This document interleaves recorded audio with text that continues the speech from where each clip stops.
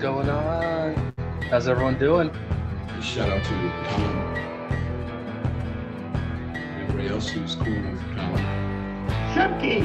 I didn't say. Get your popcorn and your Coca-Cola and relax. Anyway, tell Colin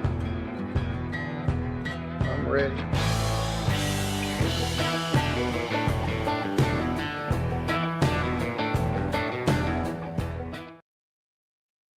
What's going on? This is Colin. How's everybody doing? I hope you're having a great day so far.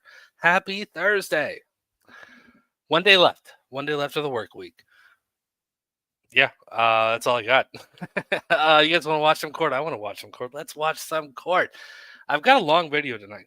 It's over an hour and a half long. So we're gonna be hanging out for a little bit tonight. Hopefully you guys stick around for the whole thing. It's a very interesting case. Well, it's not interesting. It's a DUI case. We get to hear both sides, but we have a pro se jury trial where the defendant decided to go pro se last week, and then he had a jury trial. Not the best decision. I'm just going to say that, especially a week before trial. That's really all the intro I need to give you. We're in Ohio. Yeah, that's you don't need anything else. So let's just watch it. Before I hit that play button, you know what to do. Hit the like and subscribe. Do your jump kick backflips. Let's go.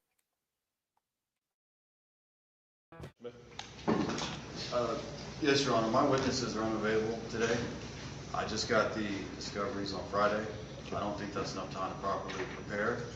I don't need a long continuance, but I do need a continuance. J.L. Warren, what is up, my friend? It's so good to see you. Hopefully you're having a great week. Thank you for stopping by. I appreciate it. And yet we're jumping right into this guy asking for a continuance because he decided to go pro se last week. That's what's going on right here. I know I paused it. I saw JL and I got excited, so I had to pause it and say hi. So yeah, hi JL. Continuance, and I do need to be able to subpoena the witnesses that I would like. I can have those subpoenas filed today. Okay. I can file them probably within 10 minutes. I denied your continuance Friday. What witnesses did you have?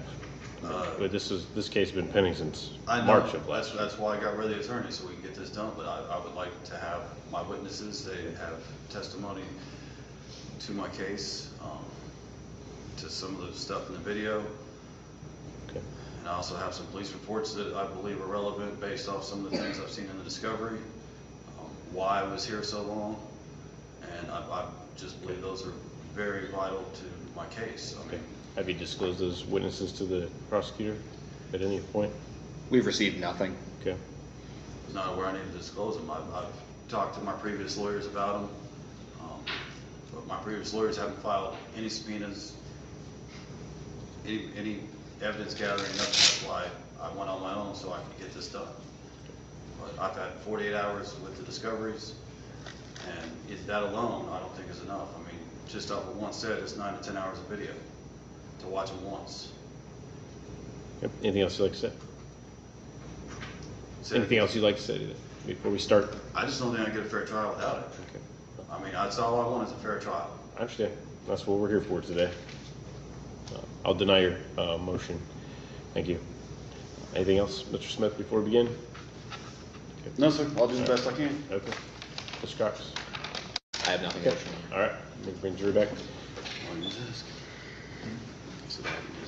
Oh, rise, please. Mr. Cox. Thank you, Your Honor. All right, just a quick heads up. I do skip all the jury instructions. So when it fades in, fades out, that means the judge is talking to the jurors. I also did not play the jury selection. There wasn't anything interesting that happened. The pro se defendant asked 0 questions to the jurors. Nothing. The prosecutor did a good job, kind of went through, his rigmarole on asking jurors questions, and then pro se said nothing. And somehow he picked a jury. So that's all we've missed so far. Opening statements coming. Let's go.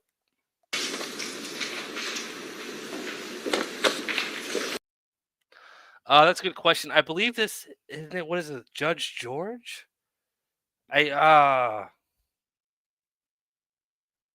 So it's I feel like his last name is the first name. Why do I have Judge George in my head? I don't know if that's correct or not, but it might be. It's Licking County Courtroom 1. If you want to Google it, you'll be able to see what judge is there. Why do I feel like it's Judge George? Okay, anyways, let's go. All right, folks, not too close. A little bit of a throwback to the COVID pandemic. We had plexiglass and all these things, and no one wanted us up in their faces, so we're conditioned that way. Appreciate your time, your attention this morning. Now we can get into the meat and potatoes of this case a little bit. Mr. Trevor Smith is charged with 1 count of operating a motor vehicle while under the influence of alcohol and or drugs of abuse, a Mark Lane's violation, as well as a driver's license offense. Your concern as the jury is that OVI offense. The other offense is for the court's province to decide. So that's our focus here today. Specifically, this case is that on or about March 15th of 2024 in the city of Newark, Licking County, Ohio, that one Trevor Smith did operate a motor vehicle while under the influence of alcohol. Those are the elements of the offense. That's what we're going to decide here today. We've got 2 possible witnesses. You've already met Officer Fiskio. There's another officer in the witness room. I don't know if I'm going to call him today, given that the bulk of the investigation was done by Officer Fiskio. So trying to keep it streamlined here. So let's talk about it. Officer Fiskio was on patrol in the city of Newark a little after midnight. He was coming down 11th Street, headed towards Main Street near the corner bars, Bummies, and a few other places. He came up to the intersection, which is kind of shaped like a T, and got into the left lane, was waiting to turn left on the Main Street that heads back towards downtown. The light changed to green. He had a left turn hand arrow, green. And when he began to pull up, he saw from coming from the west was another vehicle. That vehicle ran its red light, cutting in front of him, and headed down 11th Street in the opposite direction.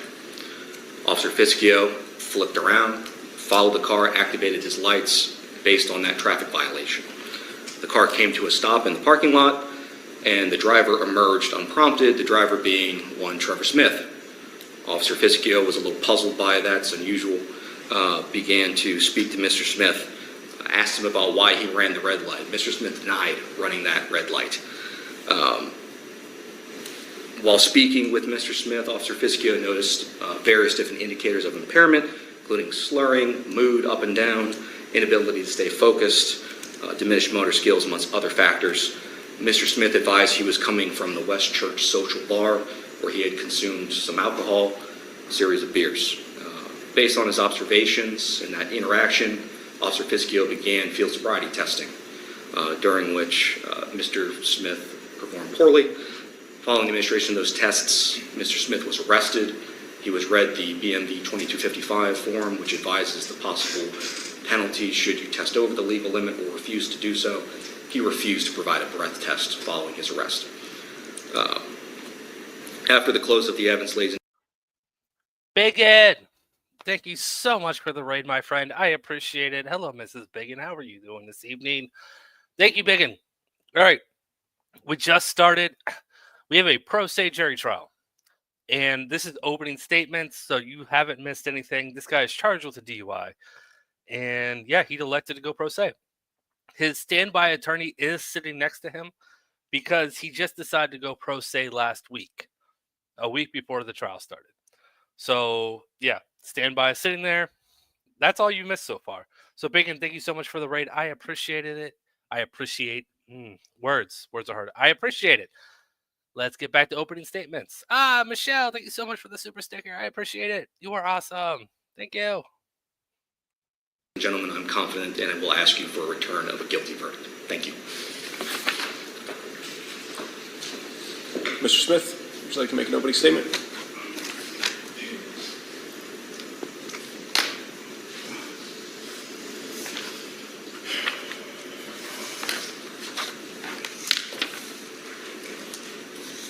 You're welcome to do it from there if you'd rather do that. Either way. Yeah, I'm not as comfortable as Mr. Cox with this. You know, I've never been in a courtroom. I have no criminal record. I don't believe I was driving the vehicle impaired. Object and move to strike that portion of his opening statement, Your Honor. Overruled.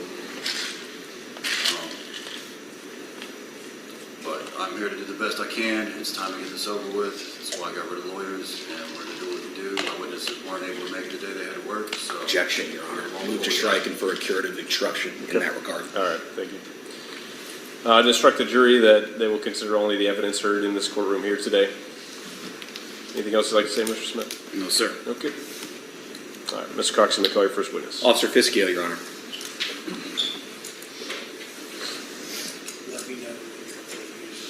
I will. Right up there to the witness stand, please. Sir. Yep, go right up there. Remain standing, raise your right hand. Be solemnly swear or affirm the testimony you give in this case now being the truth, the whole truth, and nothing but the truth. So after God, we are going to appropriate. I do. Have a seat. State your full name, spell your last name, My name is Officer Nicholas Fiskio, Fischio, and state your business address, please. 39 South 4th Street, Newark, Ohio. Thank you. You may proceed. Thank you. Officer Fiskio, how long have you been with the Newark Police Department? 2 years. 2 years. All right. Generally, what are your duties as a Newark police officer? General patrol, traffic enforcement, and responding to dispatch calls. Okay. Of course, the laws of the state of Ohio, things of that Absolutely. nature. Okay. Have you had any specialized training with regard to speed measuring devices? I have. I've had the basic academy training in that. Sure. And could you advise the jury briefly of what that entails? Yeah, so that entails using a radar and LiDAR device. It also includes hundreds of repetitions of estimating speeds of vehicles, at which point, at the conclusion of that training, I have to estimate vehicles within 3 miles an hour of the actual speed they're traveling to pass that portion of the academy. Certainly. And as far as your general duties, does that include interdiction of impaired drivers? It does. Sure. And what kind of training do you have with regard to investigating impaired drivers? Again, I have the basic academy, OVI investigation courses. I also have ARIDE, which is the advanced roadside impaired driving detection enforcement. That's another 16-hour course that I voluntarily took last year, in addition to general experience in doing that on the field. Do you have any other basic training with regard to the standardized field sobriety tests? I do. That's included in the basic academy. Sure. And if I use the acronym NHTSA, what does that mean? That's the National Highway Traffic Safety Administration. And what, Yes. and what do they do? Sorry, they create the standardized field sobriety testing that we do. They create the manual that teaches it, and they enforce rules for traffic safety. Certainly. And with regard to that training, is there a class? Is there a separate academy? How does that work? Yes, so there's the original class in the academy for that. That includes a wet lab where we test our skills on people who are actually intoxicated or using alcohol, as well as classroom work. Sure. So certainly back in March 15th of 2024, were you up to date with your NHTSA training? I was. No, the charge was over a year ago. This jury trial, let's see, it's Thursday. This happened on Friday, I believe. So this was less than a week ago. But no, the charge was last March. This jury trial just happened last week. And which manual, if you recall, were you trained under? The 2023 manual, the most recent. Okay. And are there any updates, ongoing training, things of that nature? Each year we do in-house training if it's necessary to update the manual, but there hasn't been a new manual released yet. Understood. If I say the phrase standardized field sobriety test, what does the portion standardized mean to you? So that means that NHTSA has created a standard for it across the country. Every officer is trained to do it the same way for a fair opportunity to the offender or subject that we're dealing with. And it's standardized for every department and person working in that department. Certainly. And so the tests, are they administered the same way every time? Every time. And why is that? It's just to be fair to the person receiving the test. Okay. Consistency. Exactly. Yeah, for all the people that are just joining, this is a DUI. He was charged with a DUI last March. He decided to go pro se because he wanted to get this case on with. He just wanted to get it over with. So he kind of fired his court-appointed attorney who's sitting next to him, who's now his standby counsel. He doesn't really say anything, but they do talk every once in a while throughout this trial. Okay. So, and additionally, if I use the phrase divided attention skills, what does that mean? Yes. So a couple of the tests are divided attention tests. Divided attention is important, like he had mentioned earlier. For driving, you can be steering using your turn signal. Your foot's on the gas and the brake while you're looking around in all your mirrors, your surroundings, looking for red lights, green lights, things of that nature. So some of the tests are designed to determine whether or not your divided attention is working properly, or if you're under the influence of too much alcohol, to be able to do that well. And you mentioned that. So what impacts, based on your training, can alcohol have on those operations? Yes. Well, they can slow down your perception of things, which obviously is going to be a problem if you need to determine if somebody's coming through an intersection, somebody's pulling out in front of you, things of that nature. They slow your reaction and your fine motor skills, which is going to diminish your ability to steer, use your feet, turn signals, anything of that nature. Okay, thank you. So did you happen to be working back on March 15th of last year, 2024? I was. Do you recall what shift? I was working third shift, which was from 10 p.m. one day to 8 a.m. the next day.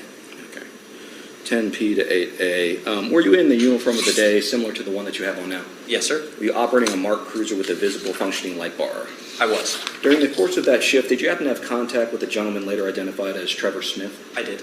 Do you see Mr. Smith in the courtroom here today? Yes, sir. Mr. Smith is the gentleman with the long hair at the defendant's stand. Great shirt. Certainly. Directly to my right? Yes, sir. All right. Your Honor, I'd ask the record to reflect that the witnesses identify Mr. Smith. Just show. Thank you. Where were you on patrol that evening? That specific time, I was on 11th Street in the kind of central district of Newark. Is that, and you say Newark, is that city of Newark, Licking County, Ohio? Yes, sir, it is. Okay. Did you have recording capabilities in your cruiser? I do. Do you also have a body cam? Yes. Okay, and how are those activated, generally speaking? So they're linked to each other, my dash cam and my body camera. So if I activate my dash camera, my body camera, or my dash camera will turn on my body camera and vice versa, as well as my lights in my car will turn on both cameras. Understood. And are you aware of whether there's dash camera and body camera footage from this event?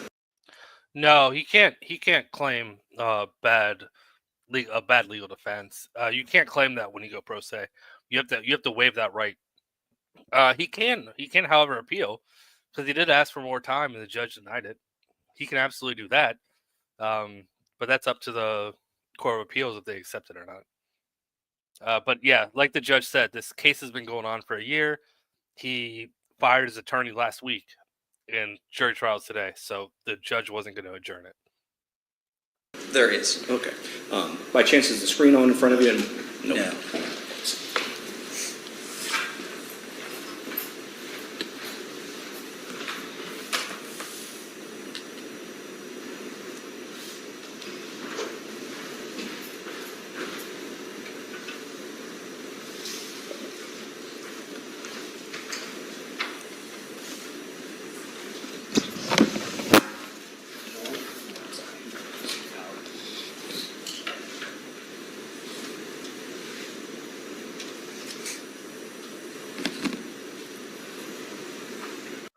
All right, they're getting the body cam set up where we're going to be able to hear perfectly what happens during this DUI arrest. However, we're not going to be able to see it. This is Ohio courts. We can't see the body cam when they bring them to court, but we can hear them. It's also really, really loud, so I will adjust the volume on my side. But just a heads up, when they do start playing the body cam, the volume is going to spike a lot really quickly. Legal Fiction. Very generous of you. Thank you so much for the 20 gifted memberships. Welcome to the 20 new members. Legal Fiction, that is awesome and extremely generous. Thank you so much.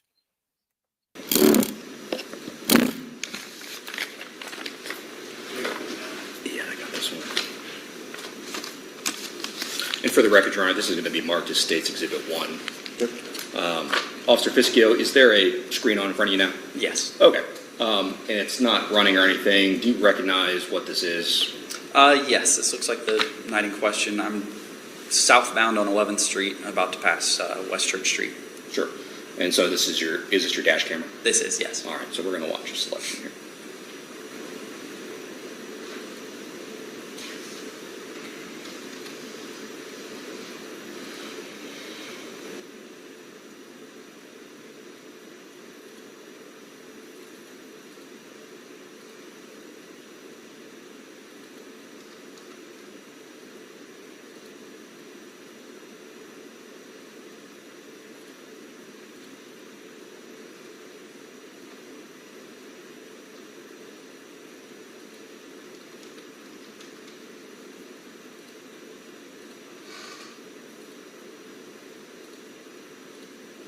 All right, I'm stopping about 39 seconds in. Where are we now? So right now, I am facing southbound on 11th Street, looking at West Church coming across me. If you're familiar with the area, Bummies is on my right, Whitesfield is behind me. Sure, certainly. And is there a traffic signal that you can see? There is, yes. Okay, and what color is it indicating right now? I have a red light now. Certainly. And what lane are you in? I'm in the left turn lane. It's a turn-only lane. Sure. And where were you intending to head at this point in time, if you recall? Left. Left, okay. All right.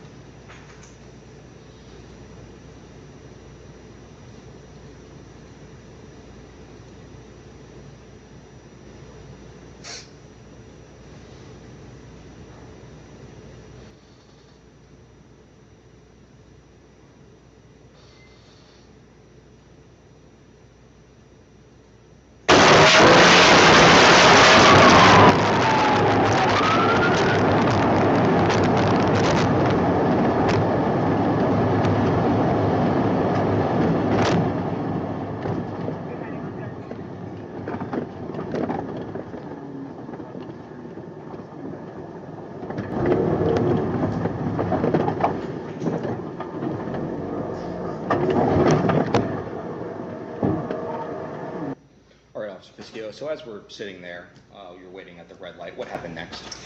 So that's when the defendant drove his vehicle, that red Ford there. He had ran the red light there on the right side if he was coming from westbound. Yeah, that's why I was warning everybody. When they go from talking to the body cam audio, they have it jacked up. So I'm over here moving my audio up and down, but just a warning, a second time warning for anyone with headphones. West Main Street, and cut in front of me there as I had started to drive. So I turned around and activated my lights and initiated the traffic stop. Okay. And as far as you initiating left-hand turn, why did you initiate your left-hand turn, or attempt to at least? Because I had a green left-hand turn arrow. And is that what was reflected on the video there? Yes, sir. Okay. So the car comes across, heads what direction again? I'm sorry.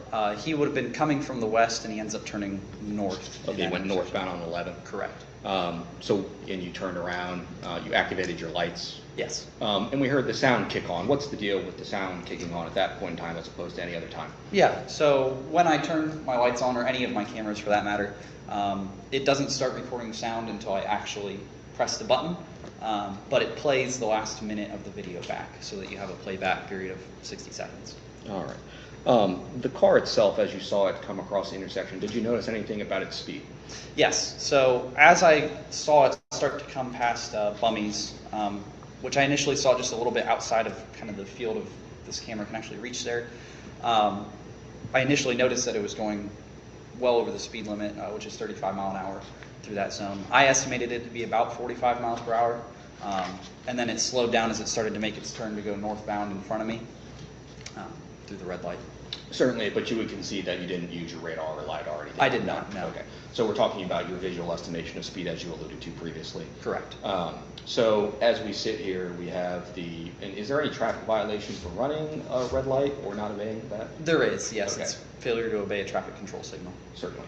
So do you consider, when you're watching this, do you consider the speed of the vehicle as well as that traffic infraction? Absolutely, Okay. yes. And so this is going to warrant some further investigation from your opinion? Okay. For sure. All right. Where did the car, so you activated your license, did the car come to rest? It did. Okay, so it complied with your order? Yes, sir. Where did it come to rest? This is in the Towns Billiards parking lot, which is directly across from White's Fields on North 11th. Okay. All right, so we're going to shift gears. The selection of this dash camera footage that we watched right here, is this a fair and accurate depiction of what transpired on March 15th of 2024? This is, yes. Okay.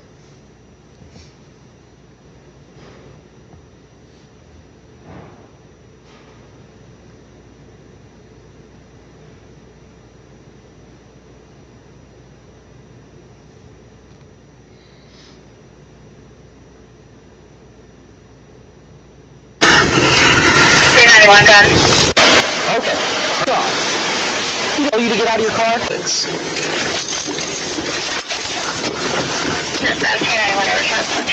What you doing? Come here. What reason would there be to get out of a car? I'm just driving. You're just driving? Just driving. Okay, why'd you get out of your car? Did I tell you to get out of your car? No, you did not. You did not. Put your hands right here. Come here. Is there anything on you that's going to hurt me? No. No? Okay. Why didn't you stop back there at the red light?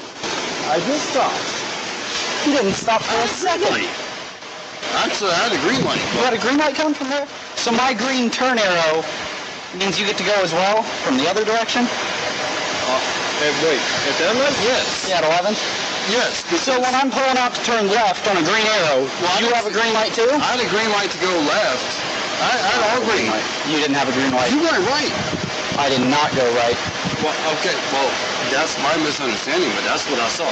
All right, Officer Fiskio, just would you please identify what this is? Where is this footage coming from? Yeah, so this is where the Dashcam footage left off in the parking lot of Towns. Okay, so we're in the same parking lot.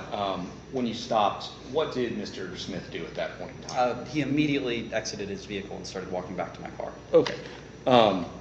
Based on your training, what does that indicate to you? So based on our training, typically, and in my experience, it's held true, somebody who exits their vehicle has something in the vehicle that they do not want us to see. It's incredibly uncommon for somebody to get out of a car on a traffic stop without being prompted to. If you think back to every time that you've been stopped by a police officer, have you ever immediately jumped out on the side of the highway and walked back to him? It isn't a common practice in America. It is in other countries, but so initially that typically means that there's something along the lines of maybe a gun, drugs. I've had it to where that means that there is the odor or the presence of alcohol in that vehicle, and they try to walk back to our car to prevent us from seeing it or ever looking inside the vehicle. Certainly. This officer is really good. He's excellent for a jury trial. I don't know if he was trained in this, but the way he looks at the jurors, he builds them a story they could follow. Like, he's really good at explaining everything that's going on. So that's fair to say that's a red flag for you at that point in time? Absolutely, as well as a safety issue. Certainly. So did you make contact with Mr. Smith at that point in time? I did, yes. Okay. Did you confront him about running that traffic light? I did, yes. What was his response to you?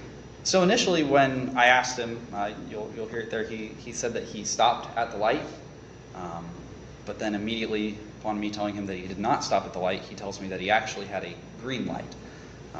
And then he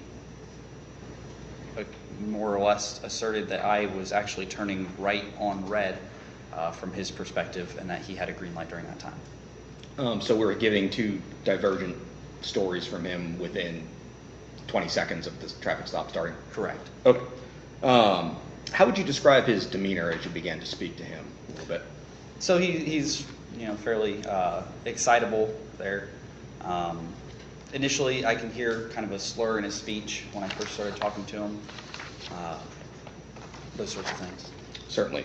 And you began to, you told him to put his hands on the vehicle, pat him down. Why are you patting him down? Why are you touching him at that point in time? Again, it's just a safety issue. Typically when people get out of their car, that's common practice for us, just because it's so far out of the norm of what we deal with, that we don't want it to be some sort of, God forbid, ambush scenario, which is incredibly, incredibly rare, but we cover all of our bases when these sort of things happen, because it is just that uncommon.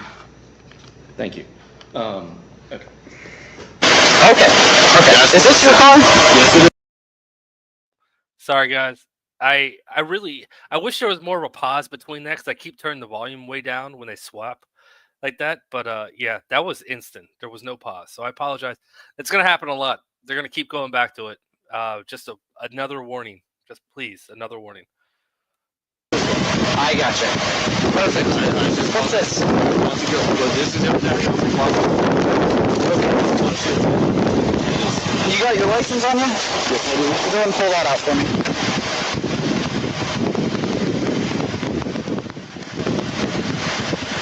Sad thing is, a couple months ago, I got fucking chased around here, and y'all didn't do shit. So. Did you really? Yes, I did. On expedition. Do you have an Ohio license, or is this just stuff I from do not Nebraska? currently have an Ohio license. Okay. That's the last state I had residency in for a couple of years. That's no problem. 91 radio, break for a DL out of Nebraska. I mean, my is a license in Ohio. They'll pull it all. Henry 141-16811. Here's this bag for you, Trevor. Thank you. How much have you had to drink tonight? Beers. Couple beers? Where was that at? Down social. Okay. How long ago was that?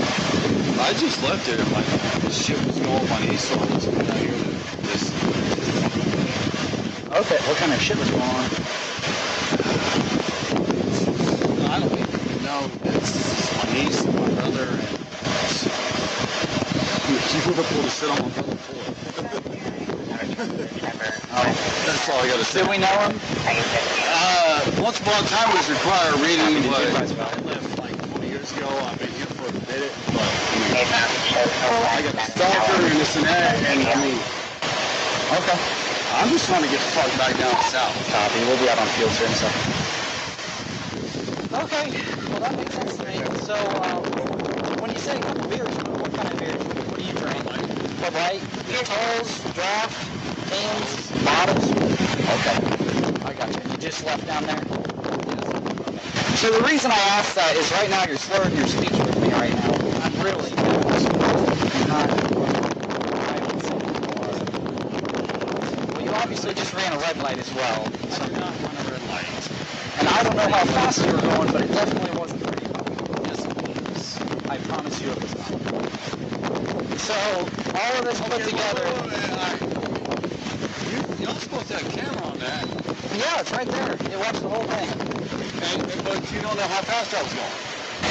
No, I don't know how fast you were going. Okay, but then how was I not going 35? Well, I'm trying to estimate how fast people are going. Okay. And I know what 35 looks like. estimate. Especially when it's coming straight at the front of my cruiser when you have a red light.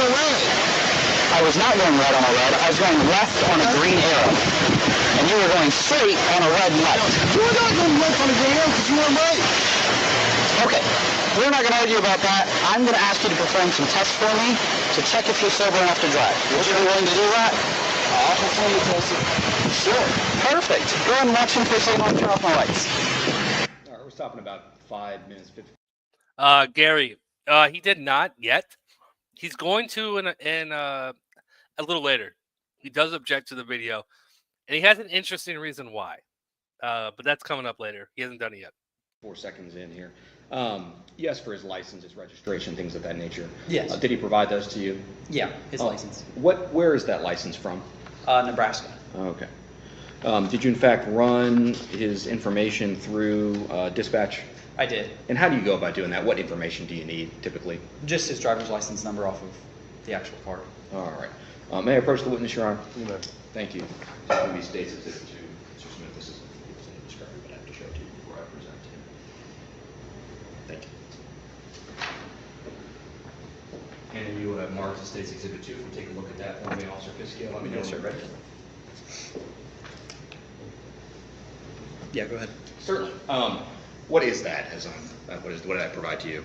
This is a copy of Mr. Smith's driving record. Certainly. Does it have the same name? It date of does, birth, yes. Date of birth, yes. Social security number, things of that nature. Same information. So when you ran that information through dispatch, what was the status of Mr. Smith's license? His license in Ohio is canceled. Okay. And as far as, his license you had testified prior to was that it was a Nebraska license? Correct, yes. Okay. Is there a time frame which one needs to get an Ohio's license as opposed to keeping the Nebraska license? There is, yes. What is that? 30 days. 30 days. Based on your conversation with him, the indications, had that time period expired? Yes. Okay, so from your perspective, he needed to have an Ohio license? Correct. Okay. And the status of his Ohio license, what? Canceled. Okay. That printout, fair and accurate depiction or record of the driver's license? Yes. Thank you. You started talking to him a little bit more about where he was coming from, developing that a little bit. What did he say about West Church Social? So he said he was coming from the West Church Social on the very west end of town near Granville. He had stated that he had a couple of beers and had just left there. I asked him to explain exactly what those beers were. I believe he said he drank Bud Light and that they were bottles. Did he indicate what time he had left I believe he said just recently. I don't know exactly if he gave an exact Sure. time. But just recently, just before he had started driving and came across you. Correct. Oh. When you were talking to him, did you have a chance to see his eyes at all at that point? At this point, no, I didn't have a good evaluation of his eyes. Is there any odor of an alcoholic beverage at that point in time? Not at this point, but as you can probably hear in the footage, it's fairly breezy, and in an open area like that, the odor is going to dissipate very quickly. I would almost have no opportunity to smell it directly there. All right. But he did indicate that he had consumed alcohol? Yes. Okay. And I think as we just stopped the video here, you indicated you were moving into field sobriety testing. What factors had you considered beyond taking this from a regular traffic investigation for a stoplight in a driver's license infraction into an OBI investigation? Yeah. So there's several things that we have to consider before moving beyond just a regular traffic stop. We're allowed to consider the traffic stop itself and the infractions that we observed, which in this instance is the speed that I saw him coming from and the fact that he ran the red light as egregiously as he had. And then once he's out of the vehicle, hearing his speech slurred in the way it was, I can consider that. The fact that he had changed his story multiple times, from the fact that he stated he stopped at the light and then actually went through a green light, are all indicative to me that he might be impaired of some sort and that I need to do further investigation. Thank you. So if I understand correctly, it's initially the vehicle in motion. Correct. To the traffic stop, to the personal contact, and the information that was relayed as you're developing this at that point in time. Yes, sir. As the NHTSA manual would put it. Okay, so it's in the totality of those circumstances at the end of the day. Yes, sir. Okay. And right before the video ended, there was some discussion about cameras, that recording. Was that impacting your interpretation of his demeanor as well at that point in time? Yes, his demeanor became fairly accusatory. He was asking if I had a camera anywhere or that I had. Yeah, Rob, I get 10 for gifted memberships to give away a month. So it's only self-serving because YouTube lets me do it for free. But speaking of which, Phil, thank you so much for the 10 gifted memberships. That was not free. Thank you, or that were not free. Thank you so much, Phil. I appreciate it. That was very generous of you. Welcome to the 10 new members. Thanks, Phil. Have this recorded. I showed him my camera through the window and that sort of thing. He was going on about a couple incidents before about being chased by somebody or some other incident that he reported to the police that he was kind of complaining about, those sorts of things. And are you aware of any of those incidents? I'm not, no. Okay. And can you indicate to the jury on your vest, where does that body camera sit? Yeah, so there's a little mount here on the front facing forward that it just clips to. So what we're seeing on here is from that little body camera? Yes. Okay, just for perspective's sake. All right.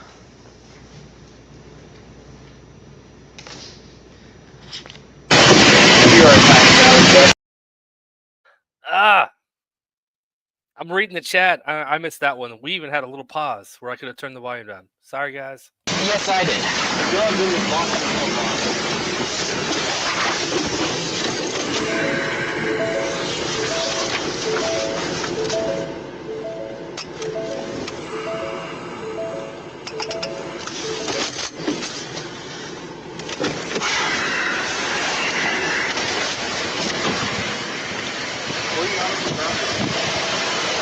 Last place I had.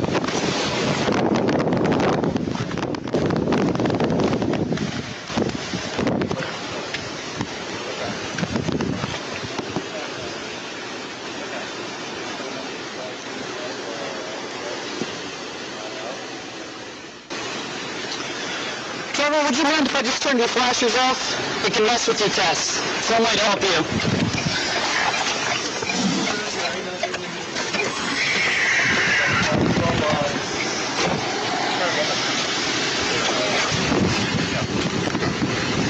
I got you. Register to me. I gotta buy a permit to drive city block.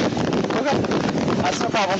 So I'm just gonna have you turn and face me. We'll go right about here where he's standing. Yep. So I can see. Okay, have you ever done these tests before? All right, before we get into that first test, you moved your vehicle. What did you turn off in your vehicle? Yeah, so I turned off the overhead oscillating lights, the red and blues that go back and forth, as they can interfere with the test that I'm about to do. Certainly. And you approached the defendant's vehicle. You asked him if you could turn off his flashers. Was it the same reasoning? Yes, exactly. Okay. You went into the car to I do did. so. Is there any odor of an alcoholic beverage in the vehicle? Yeah, so as soon as I opened up the door and leaned in to turn those flashers off, I could tell that there was a lingering odor of an alcoholic beverage inside the vehicle, which kind of confirmed my suspicions from before that might be part of the reason why he had originally left the vehicle. And it was just kind of a odor still inside the car. Certainly. And we talk about the odor of an alcoholic beverage specifically. Why do you use the beverage portion as opposed to just alcohol? Yeah, so terminology-wise, alcohol itself does not have an odor. It's an odorless chemical. But the beverage that the alcohol is mixed into, whether it be beer, liquor, wine, all have an odor associated with them. Thank you. All right, so this first test we're about to watch here, what is the first test in that standardized field sobriety battery? So the first test is the horizontal gaze nystagmus test. Sure. And generally, for the jury's benefit, what is nystagmus, Yes. generally speaking? So nystagmus is defined in a book as being the involuntary jerking of the eyes as they, in this case, gaze side to side. Everybody, at almost all times, has nystagmus. You just can't see it. Alcohol, being a depressant for the central nervous system, actually slows down your body and your processes enough that you can see the nystagmus as the eye moves from side to side, and you can see it with the naked eye now. Normally, you wouldn't be able to. So if I understand correctly, based on the testing, the presence of some... Yeah, I usually do watch Judge Stevens. My guess is he's not on YouTube for the same reason Judge Boyd's not. Neither one of them have been around this week. They might be at a conference or something. Not really sure. But when they're both gone at the same time, I figure it's something to do with a conference or something like that. I don't know. But yeah, that's the best guess I have. kind of substance in this case could be alcohol, given that his depressant slows that down? Absolutely, yes. Okay. So is there any way you can describe for the jury what that would mean? Like Yeah. what that, an analogy? So the typical example of what nystagmus looks like under the effect of alcohol when it slows down is described as like a windshield wiper moving on a smooth window would have all the rain on it. That would be normally how your eyes move. But under the effects of alcohol, if you watch that windshield wiper go across a dry window, how it kind of chutters as it goes along. It doesn't want to move smoothly across the bare glass. Same sort of thing. It's just kind of a flickering or a stutter as it goes across the field of vision. All right. And then, there's the horizontal gaze nystagmus. We're going to talk about the walk and turn test and the one leg stand. People that are athletic, in your experience, do they do better on those tests? Yes, there are people who are naturally more inclined to do the other two tests, the physical tests. As far as the horizontal gaze nystagmus, is that something that you can defeat with physical prowess or things of that nature? No, there's no real way around nystagmus. Alcohol causes it to appear, and you can't cause your eyes to stop having a nystagmus. So we're going to continue on a little bit here. Man, I even heard it too. So continue on a little bit here. No! I rushed to the pause button.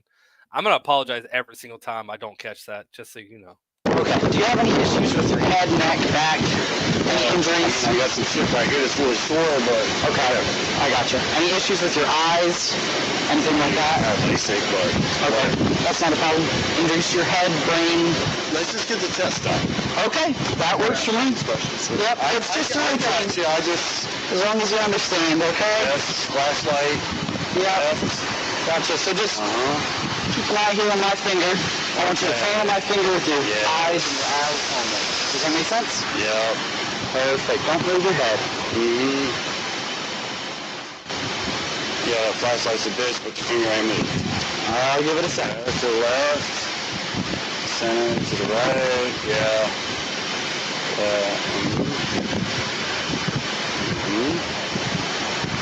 Yep. Good. Yeah. All right, so we're going to start. Back in the center? Yep. What you got? Left. Center, right. Yeah. Back to the center. Left. Make sure you keep that head still. Okay.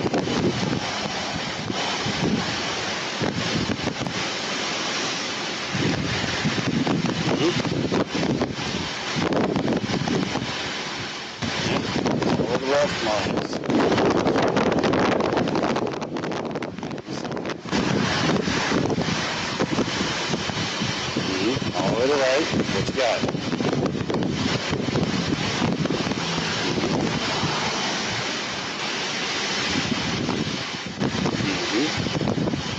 Left. Is that the famous lady coming back there? Fuck my mother. You got to the right. I don't know who that is. Oh, it sounds like a stop.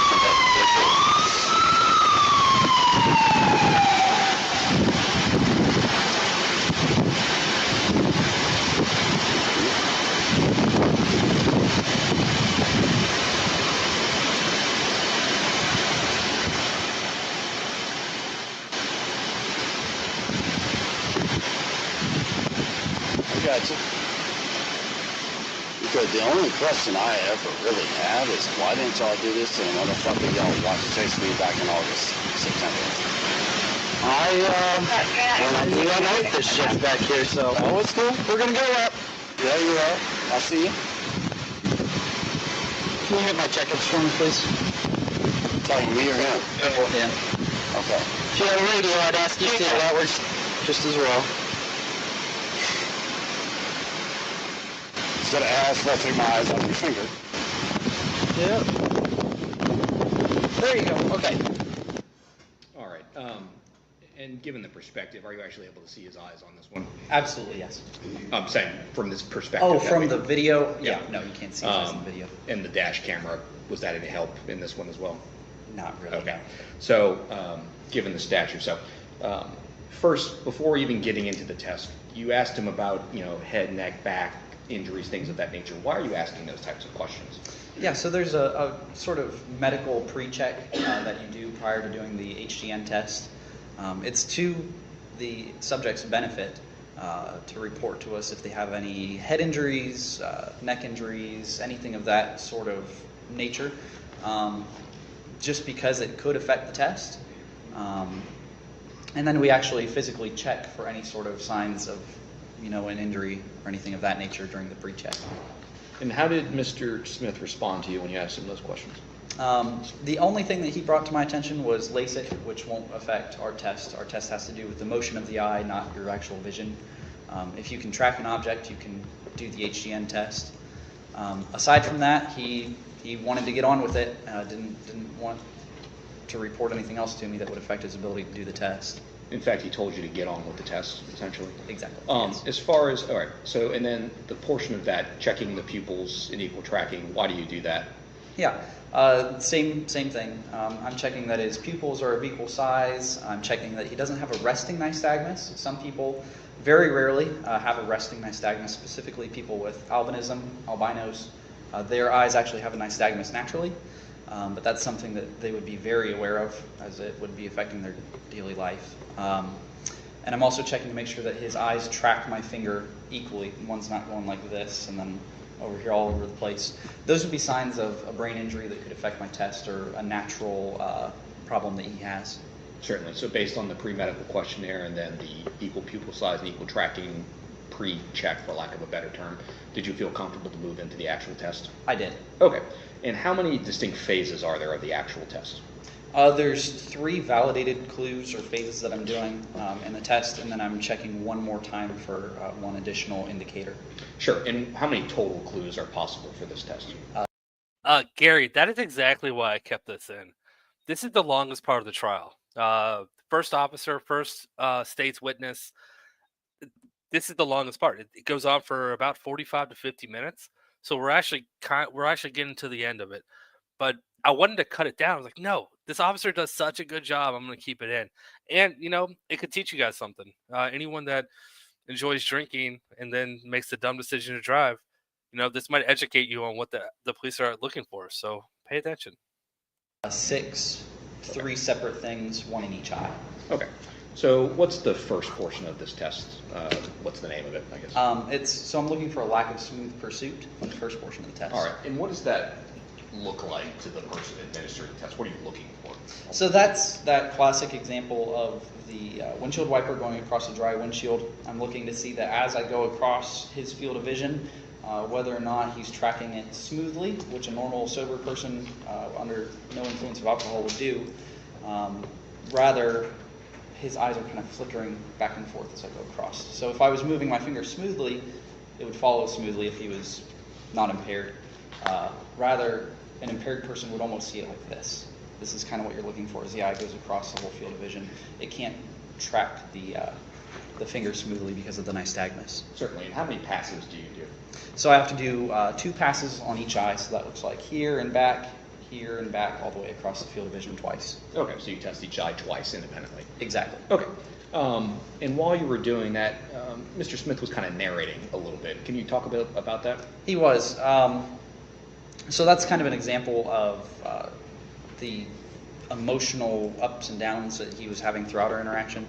He goes from that initial saying, let's just get on with the test, kind of upset tone, to chuckling, saying, what you got? What you got? Left. Hey, welcome to your first live. Thank you for joining us tonight.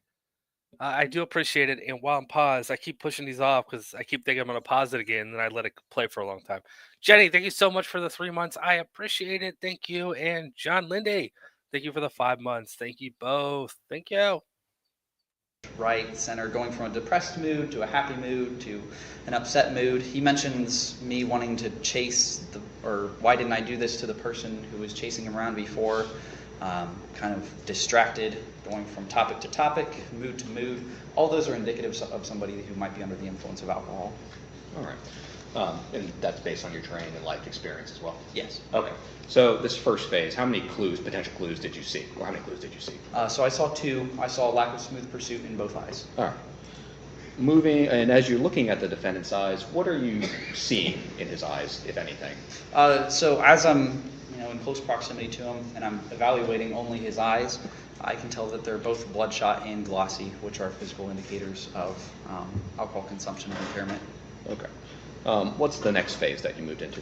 So after this, I'm going to look for a distinct and sustained nystagmus at maximum deviation, which is a long, drawn-out way to say that when I take his eye or have him follow my stimulus all the way to the very end, as far as he can look to one side, I should see a distinct and a sustained nystagmus, so that flickering. So as he's trying to watch my finger all the way out here, his eye is trying to dart back to the middle. It's a very distinct flicker.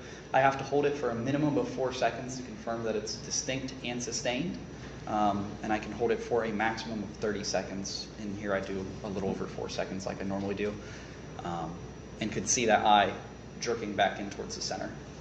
Certainly. And how do you know that eye is out as far as it needs to be for that maximum? So I'm looking to see that there is no white left on the outside of his pupil. So if he's looking all the way to his left, as far as he can go, there's not going to be any white of your eye left on that side for him to not be looking as far as he could. Certainly. And how many times do you test each eye? Again, 2 times each eye. Okay. When you conducted this portion of it, what did you observe? Again, that nystagmus was distinct and sustained the entire time that I held my finger out there. A small, subtle jerk towards the inside of his field of vision. Certainly. And okay, so the next phase, the third phase, what is that? So the third one, I'm looking for the onset of nystagmus prior to 45 degrees, which is, again, it's kind of a longer term for the clue. All this is I'm very slowly moving my stimulus across his field of vision, and I'm going out to approximately 12 inches or 45 degrees of where his eye can turn. This is looking for any signs of nystagmus prior to that maximum deviation. We're not going all the way out. We're going slowly inward or outward in his vision and looking to see if the nystagmus starts prior to that 45 degrees. Okay. And same question again. You test each eye twice? I tested each eye twice and observed it in both eyes. You observed both. So as far as this test is concerned, you would observe 6 out of 6 clues? I did. Okay. And you alluded to before that last portion of this test. What is the last portion of the test? Yes. So the last portion of the test is to check for a vertical nystagmus. I would do it the same way as when I go out here and hold it for 45 seconds, except now I go up, and he goes to the very top of his field of vision. I have never seen vertical nystagmus in any person. It's just indicative of a really high dose of alcohol for that person, and it changes from person to person. And it must be very high because I've never found it yet. Okay. So in this case, I did not see the it. standard 6 out of 6 clues. Correct. Okay.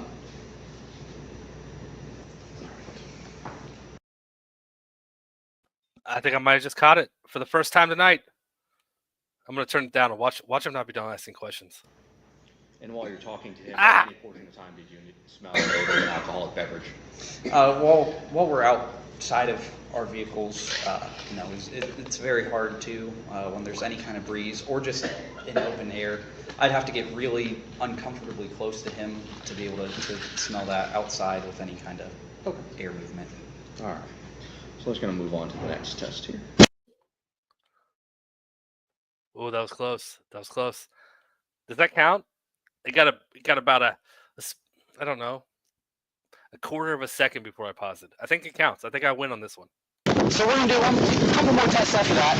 Do you have anything with your balance that impairs your ability to drive a vehicle in any way? That impairs my ability to drive a vehicle? Probably not. No? Okay. Perfect. Well, then this looks pretty flat, pretty level. Semi.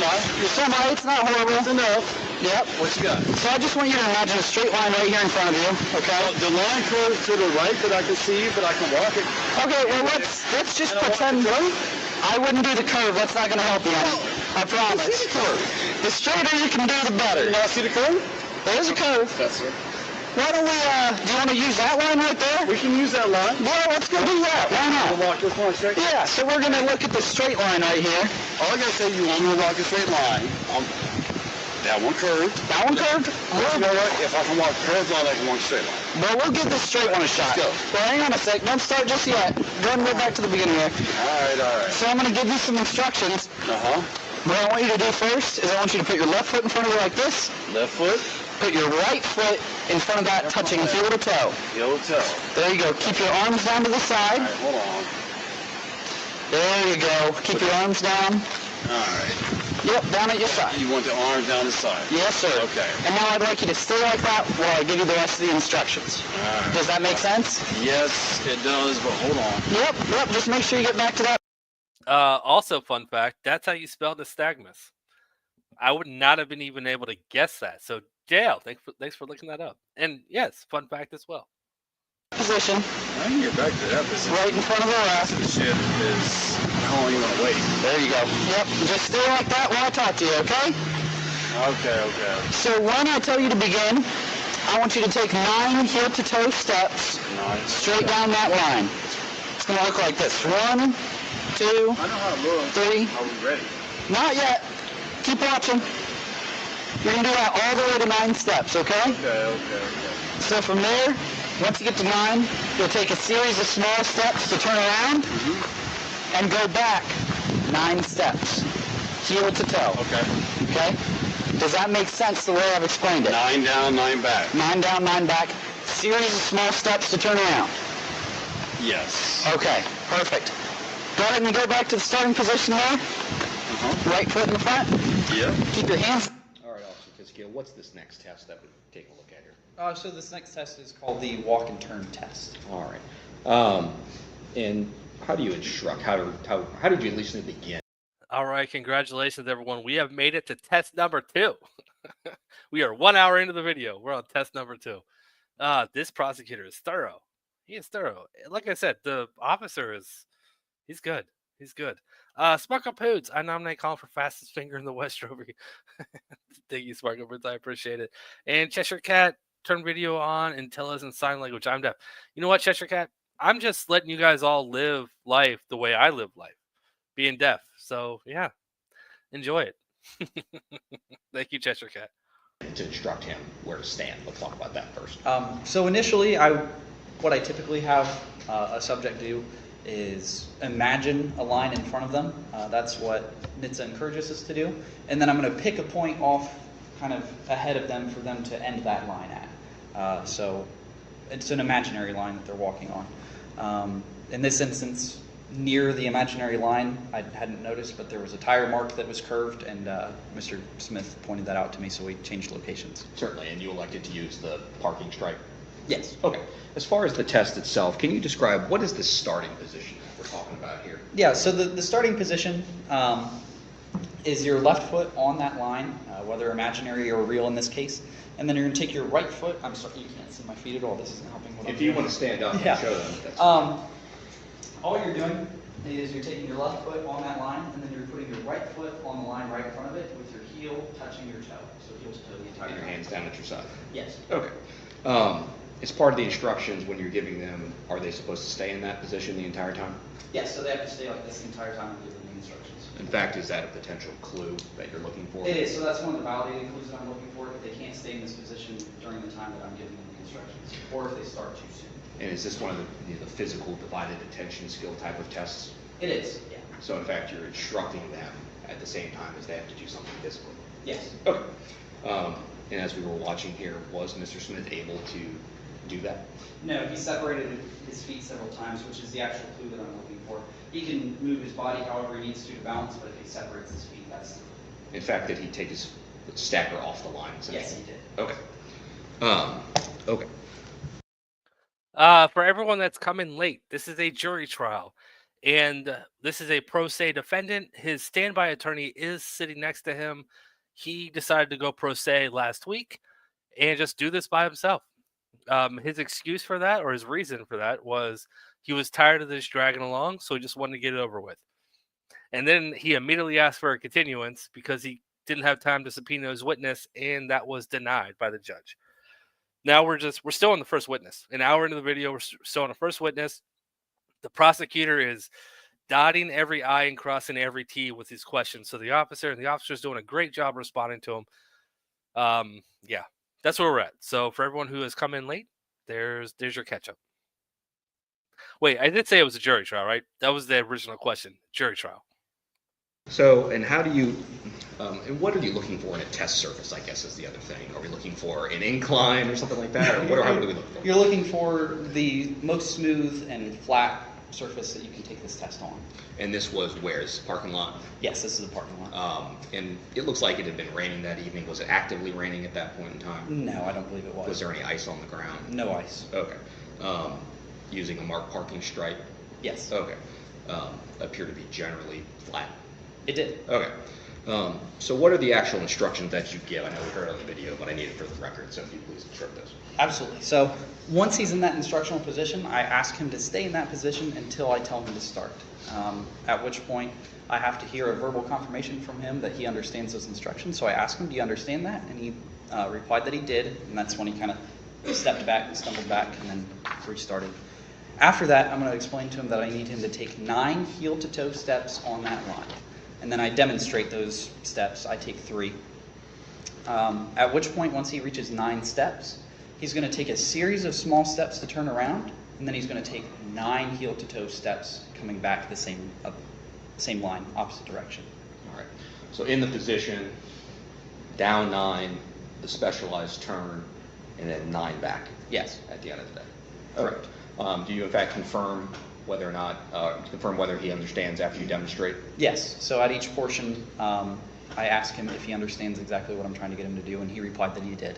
Certainly. So at that point, you've given verbal instructions. Yes. And you've also given a demonstration of what the subject is supposed to do. Correct. Okay. And how many potential clues are there for this test? 8. 8 potential clues. All right. So we're going to watch on. Haha, 2 in a row. 2 in a row. So I believe we had left off where he was going to begin. Down to the side and count your steps out loud. Then begin. 1, 2,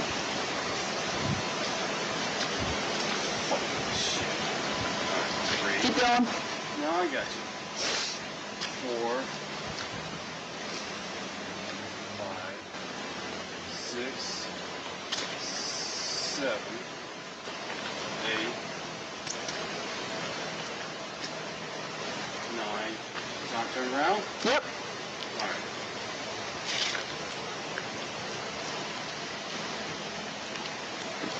One, 2, 3, 4, 5, 6, 7, 8, 9. Perfect. Okay. Good. Well, that's Not my good. best. Isn't that your best work? No. All right. Well, let's go back over here in front of my cruiser. We got one more test. It's the shortest one we got. Okay. All right.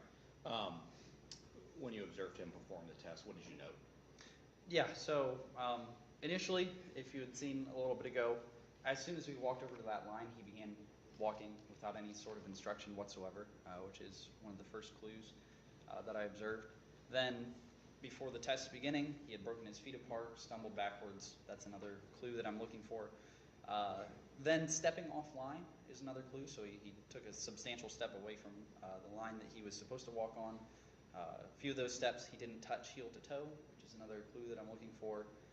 He used his arms for balance, and then he stopped after several of his tests, which he's supposed to make a continuous attempt at the test.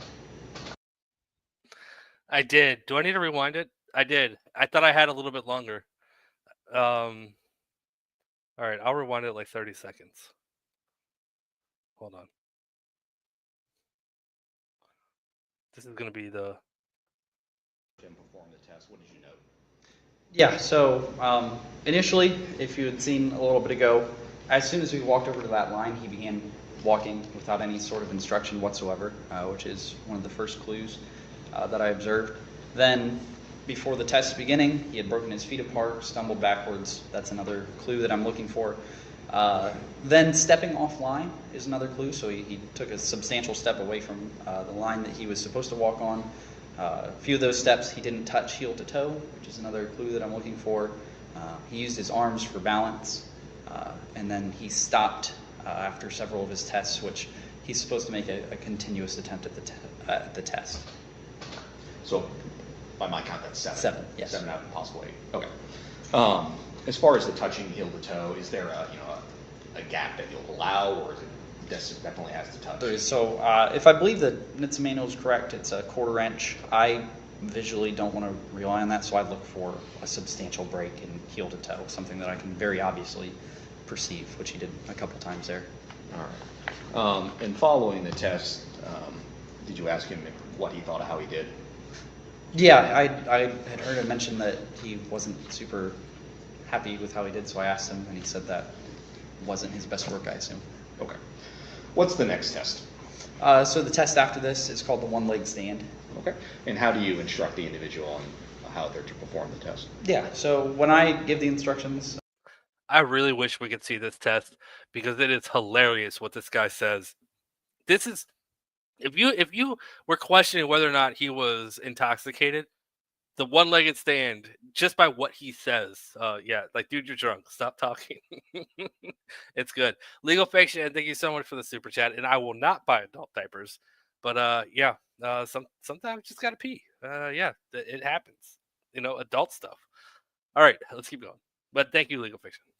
For this test, I have them stand there relaxed, and then I stand on one foot, and I explain to them that I want them to raise either foot of their choosing approximately 6 inches off the ground, parallel to the ground.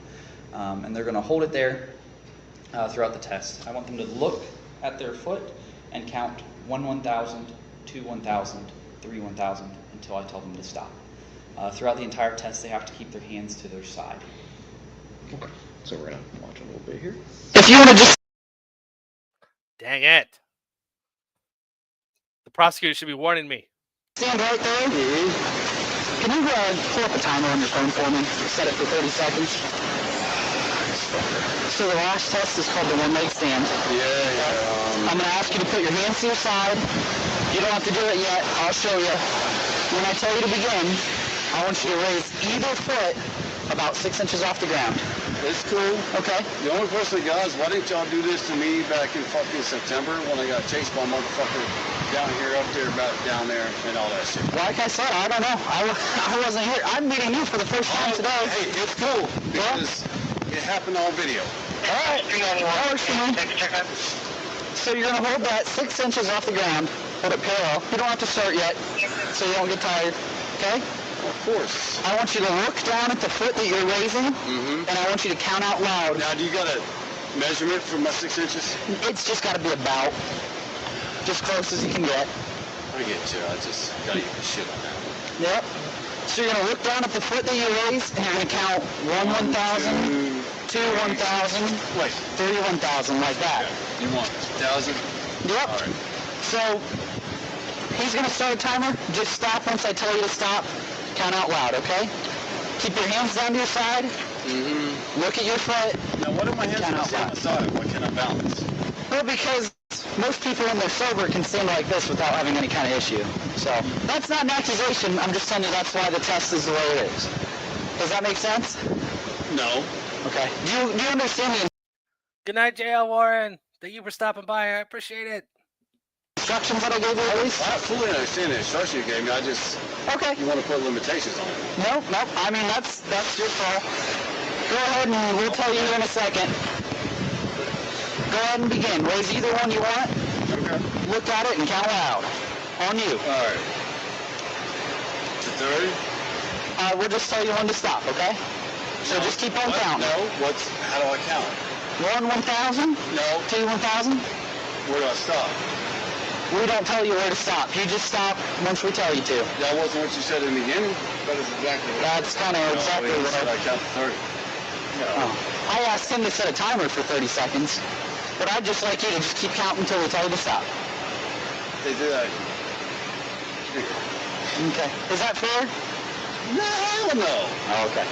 Sorry. Well, either way. I mean, you act like somebody can't have a good time. I mean, I never said anything about a good time, but... It's all good. All right. So you want to see 30 seconds, 30 Mississippi? Yeah, 1, 1,000, 2, 1,000, just like that. 1,000 Mississippi? Thousands, please. Okay. Okay? Yep. Go ahead and begin. Ready? Yep. You got your camera? We're all good. It's rolling. Well, which one? He's got a timer. That one's got a camera. It all counts. It's all going to help. Okay. Yep. So when you're ready, go ahead. All right. So we ready? Yep, we're ready. All right, sir. Go ahead. Yours don't count. We didn't say ready. Okay, go ahead. You're good. All right. 1 Mississippi, 2 Mississippi, 3 Mississippi, 4 Mississippi, 5 Mississippi. You all right? Can you do this while I do it? Yeah, I'll do it with you. Go ahead. 1, 2, 3, 4, 5, 6, 7, 8, 9, 10, 11, 12, 13, 14, 15, 16, 17, 18, 19, 20, 21, 22, 23, 24. All right. Yeah.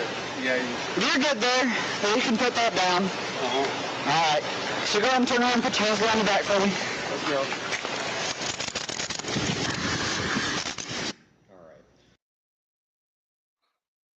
Yeah, he failed that miserably. He asked the officer to do it with him, which, hey, I mean, if the officer can't do it, does that mean he's drunk? But then when he did that, he doesn't. Yeah, you guys heard it.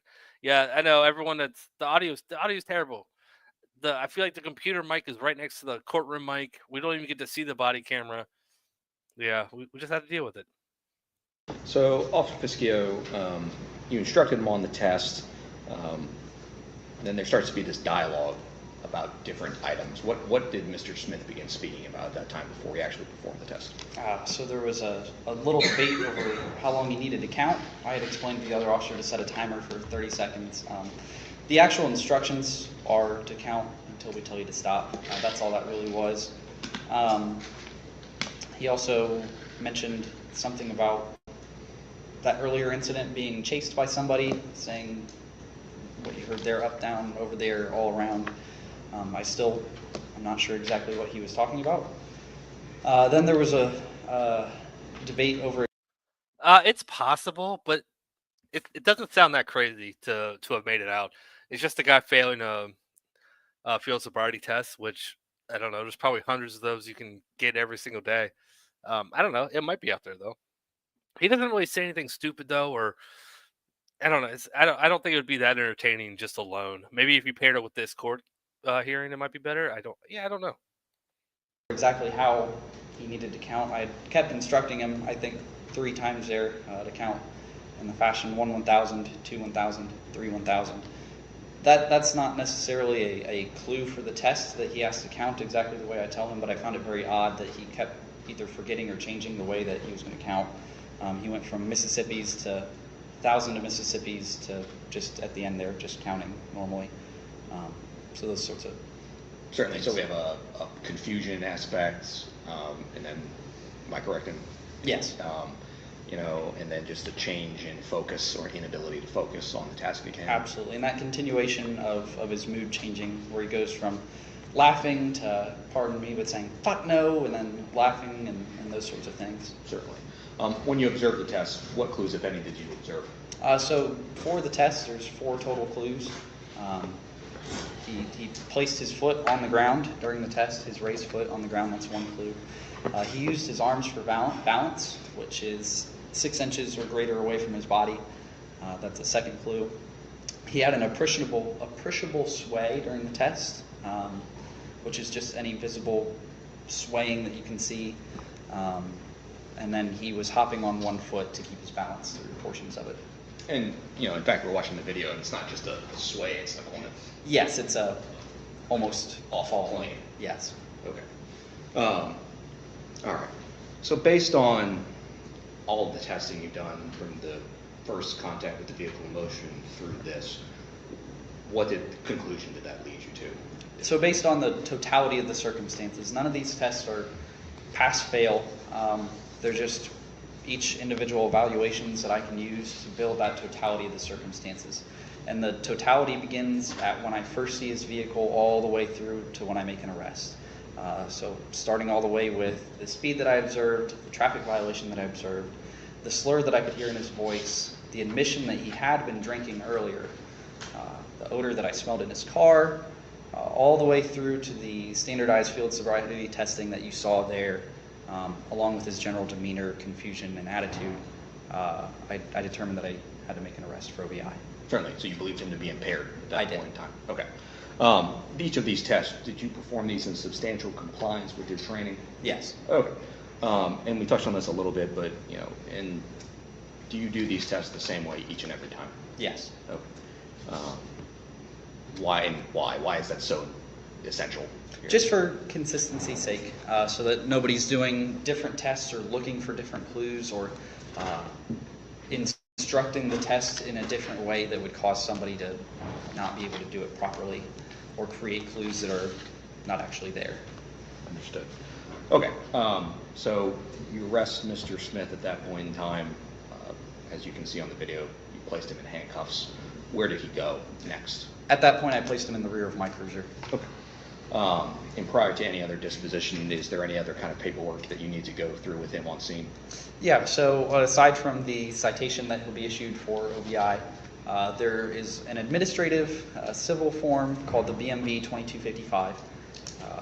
Anybody who has a license in Ohio has consented to what the BMV 2255 says. This is Licking County, Ohio.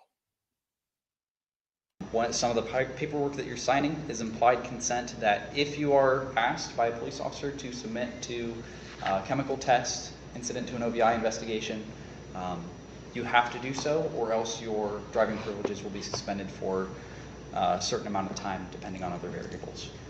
Okay. So we're going to jump ahead a little bit here. Oh, yes. I am 3 for 47 tonight. Hang on, I got it.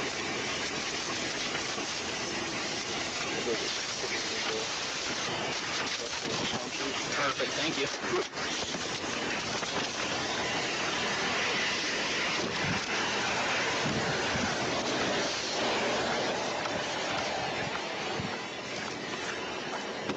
Okay.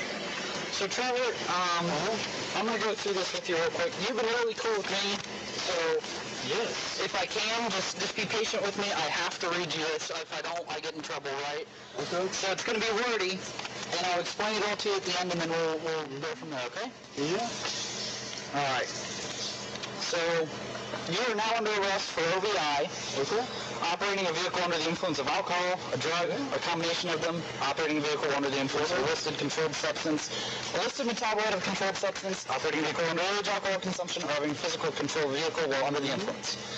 If you refuse to take any chemical test required by law, your Ohio driving privileges will be suspended immediately, and you'll have to pay a fee to have the privileges reinstated.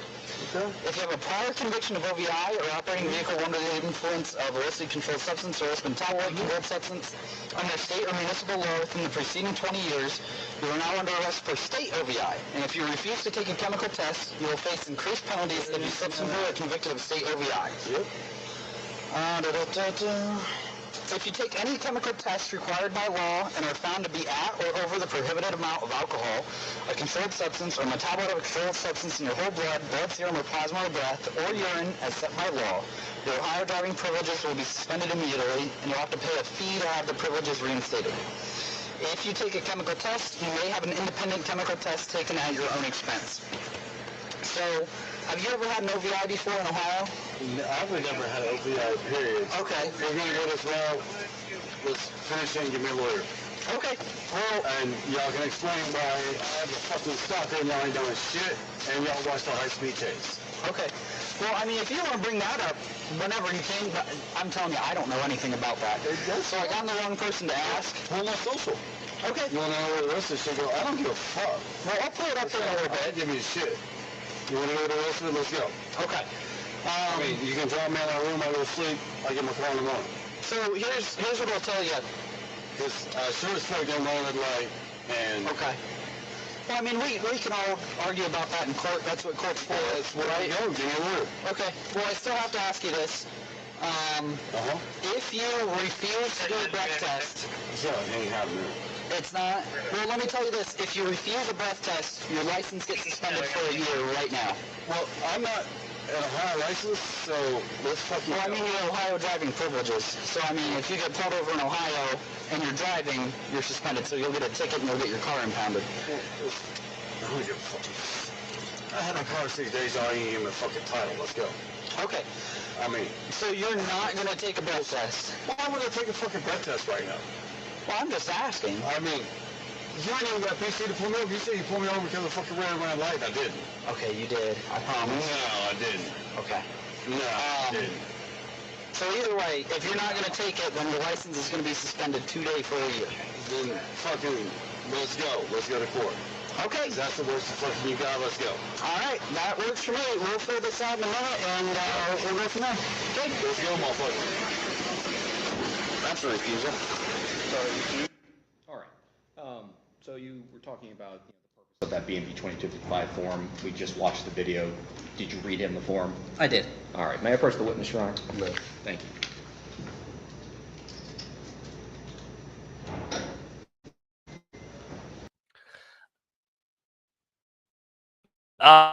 It is roadside. I don't know if they said it. That comes up during cross. Prosecutor's question. It came up where he said something about the incline because they were in a parking lot. I know that comes up, but I know the defendant does bring up the fact that they're in like a parking lot of some business. So roadside. And you would have marked the State's Exhibit 3. Let me know when you're ready. Yeah, go ahead. Sure. What is that form? This is a copy of the BMV 2255 form that I completed and read to him. Certainly, on the date in question, March 15th of 2024. Yes. All right. And the portion that you were reading, is that second page? It is. Okay. You were attempting to read, you read him the applicable sections of that form. I did. And just for the jury's benefit, you were trying to explain, the penalty at that point, what was going to happen if you refused. First and foremost, who gets to choose which type of chemical test is? At that point, it's the investigating officer, the arresting officer. So you have discretion between breath, urine, things of that nature? Correct. Okay. What is the penalty if one were to test over the legal limit in this particular case? So if you take the breath test or the test that I offer, and you are over the legal limit, it's a 90-day suspension for your license. Certainly. And were one to refuse? If you don't take the test at all, it's a 1-year suspension. Okay. So off the rip, refusing to take that breath test, 1 year? Correct. Okay. All right. And then when you offered Mr. Smith that test, what did he say to you? He said that he was not going to take a breath test. Okay. And, the same kind of things we've been talking about throughout this. Was there another off-topic dialogue while you were trying to explain this portion to him? Aside from the debate again about the running the stoplight and the person chasing him again, I still am not sure what that was. Sure. Did his demeanor shift at that point as well? Absolutely. So throughout me reading this, you can hear him kind of laugh occasionally and then go back to F-bombing me or this or that or what else. So as his mood degraded, he actually got kind of mad at you at the end. He did, yes. Okay. All right. So what did you do as a result of that refusal? What did you mark on that form that you got there? I marked that he refused to take a test. Okay. Yeah, Erica. This is in the state of Ohio. When you fill out the application to get your license, you're signing a contract that says you absolutely have to take a test if you're ever asked for it by the police. If you refuse, it's an automatic 1-year suspension of your license. So if you refuse to take the test, and even if you're found not guilty, the DMV will still suspend you for a year because you have to. That's the contract of the DMV. That has nothing to do with the courts. Is that form a fair and accurate depiction of the original form? It is. Likely in the court file or on file elsewhere? Yes. Okay, thank you. As far as the video that we watched, all those selections, the dash cam, the body camera, things of that nature, are those fair and accurate recordings of the events on March 15th, 2024? They are. Okay. And the same is true for that BMV printout as well that I presented to you earlier? Correct, yes. All right. What happened next? So after this, we did an inventory of his vehicle. Actually, I'm going to withdraw that. Where did Mr. Smith go next? After this, he was taken to jail. Certainly. Was there any further conversation with him on the way back to the jail? More of his sort of mood swings. At one point, he mentioned to me that he had a bounty on his head from the Taliban. Then I had a runny nose, and he asked me if I was doing too much cocaine. Okay. So more of the same kind of. Yes. All right. All right. No further questions, Ron. Thank you. Mr. Smith. Wow. 1 hour, 27 minutes. I know I paused a little bit. I haven't paused that much tonight because this is a long video I just wanted to play. Almost an hour and a half. And like I said, that is the majority of the video. Now it's a lot shorter back and forth, but we get to hear from the defendant for the first time tonight. And spoiler alert, he doesn't take an hour and a half to cross-examine the police officer. Just throwing that out there. All right, pro se defendant. Let's go. Do you have any questions for the officer? I got a couple.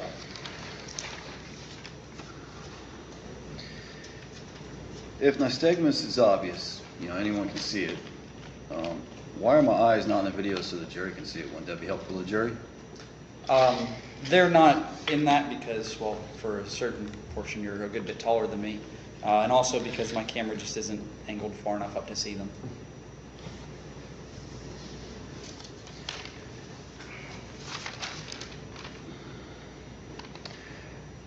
Now,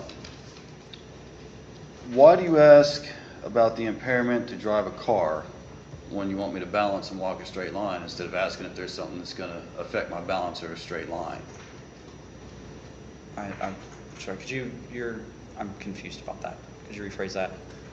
You asked if I had any impairment to drive a car before you had me walk a line. You didn't ask me if there was anything that would affect my balance. Well, I began with the questions about your injuries or anything of those natures, and you told me you just wanted to start the test. And then generally... We're doing a night test. No, that is true. Generally, the question about whether or not you have any impairments that affect your ability to drive a car, this isn't really any harder than driving a car. There's no physical difference in doing it aside from one sitting. So like a sprained ankle, spinal fusion, things like that definitely affect your balance. Would also usually affect your ability to drive a car, so it's a good catch-all question.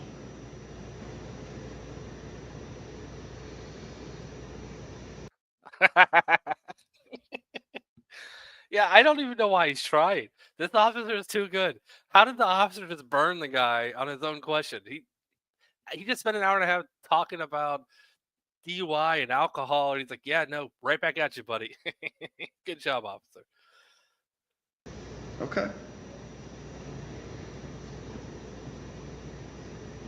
Because it doesn't.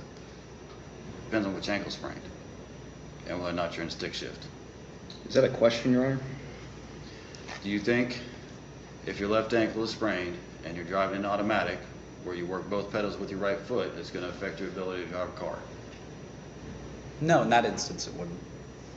Do you think if you've had a spinal fusion where you can't work out your core, which is your general balance muscles, that would affect your ability to drive a car while you're sitting down? If it affects your ability to turn your head, it would, yes.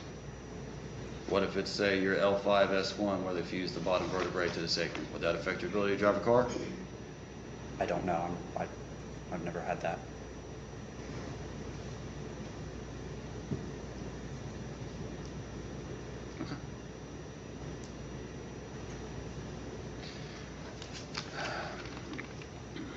You say in Ohio you have 30 days to change your license. What starts the clock on those 30 days? I believe once you establish residency in Ohio. What establishes residency? Probably moving into an apartment or having an address in Ohio. So if you're staying at a hotel like I was, do you think that establishes residency when you have a primary residence out of state? I guess it wouldn't in that case, no. Okay.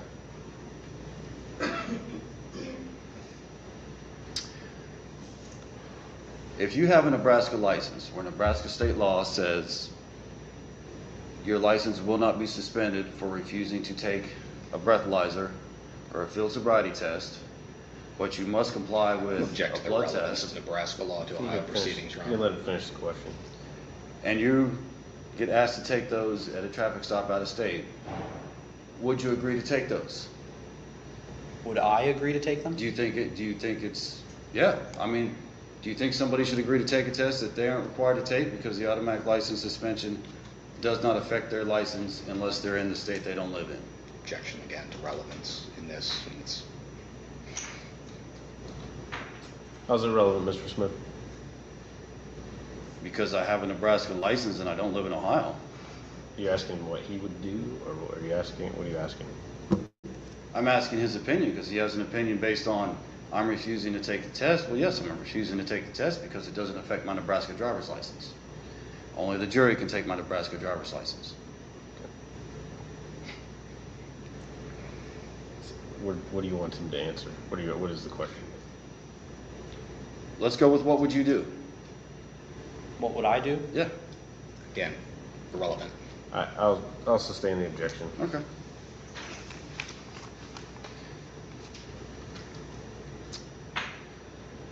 You searched my car. Did you find any illegal contraband I was trying to hide?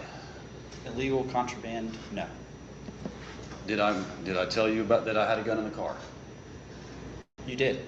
Does Ohio state law require you to tell a police officer that you have a gun in the car? If I ask you, it does. Does common sense tell you to let a cop know where your gun is? Yes. Okay.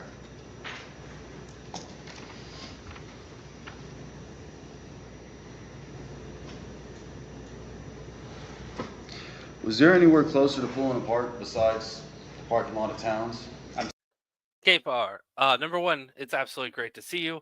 Good luck on your Stannis Baratheon and Rob Stark video. And yes, absolutely. The guy sitting next to him is his standby attorney. The defendant decided to go pro se a week before this jury trial. This jury trial happened last week, so a week before that. So about 2 weeks ago, he decided to go pro se because he wanted to get this trial done with. So he shows up to trial and immediately asks for a continuance. This guy's a genius. All right. Yeah, let's go. Sorry, I didn't. Was there a closer spot for me to pull over besides the parking lot of Towns at the bar that I was not at? I mean, you could have technically parked on the street, but parking in the parking lot is Did you see most open certainly parking fine. on the street? Huh? Did you see any obvious open parking on the street?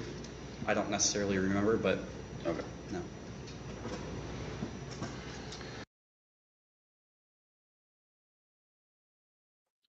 Oh no, awkward pause. At 12th and Union? And Main? 12th's on the North north side. side. Yeah. Union's on the south. About how far away would you say those lights are? 100, 150 yards. Okay. Did you ever consider that that might have been the red light I referred to I stopped at because I thought I had a green? No, I never considered that.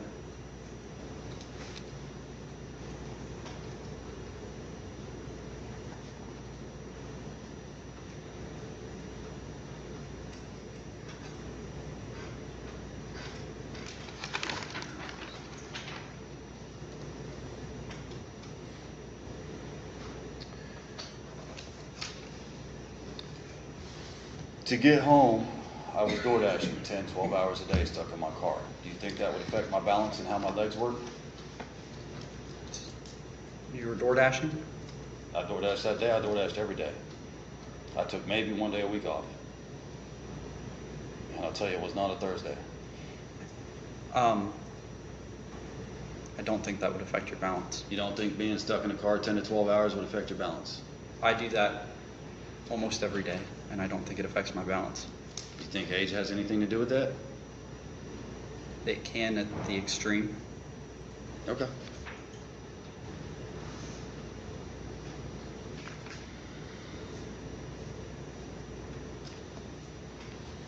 Can't ask that.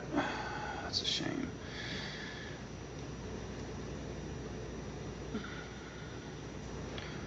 Do you know what year they started the automatic consent for the license suspension? You said it happens when you get your Ohio license.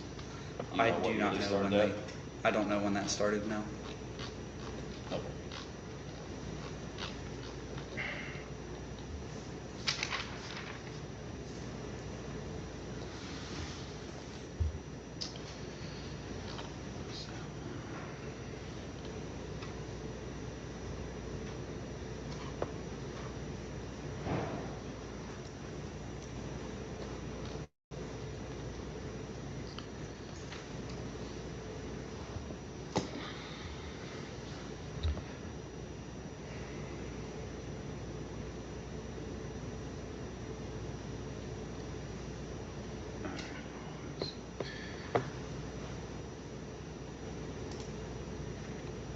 When you were at the light, you stopped and started twice. Do you think the initial stop and start could have distracted my vision from my light? I would certainly hope not.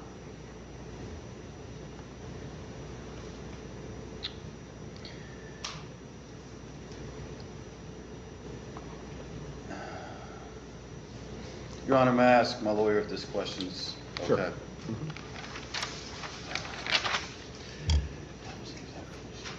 All right, we've actually got a long pause here. Oh, you can kind of hear him whispering, so I'll shut up.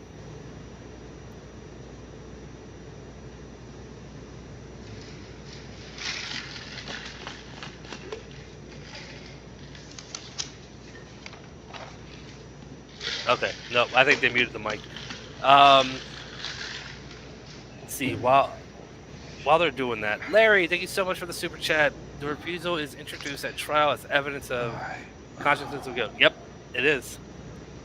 Which is why the prosecutor brought it up the way he did. Larry, thank you so much for the super chat.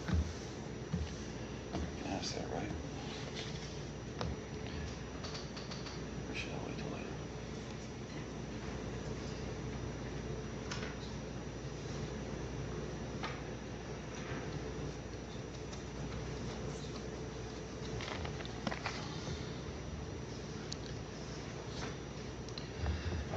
Can we see the properties on the file itself for the video?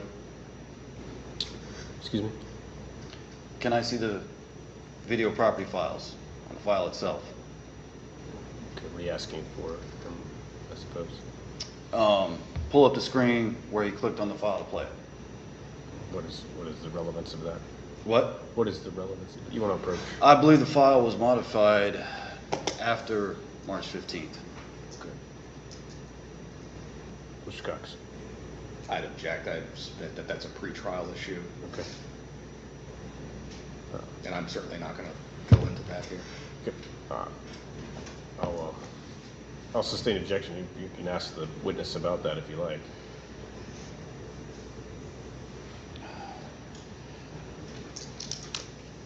Do you know when the file was last modified? I have no idea.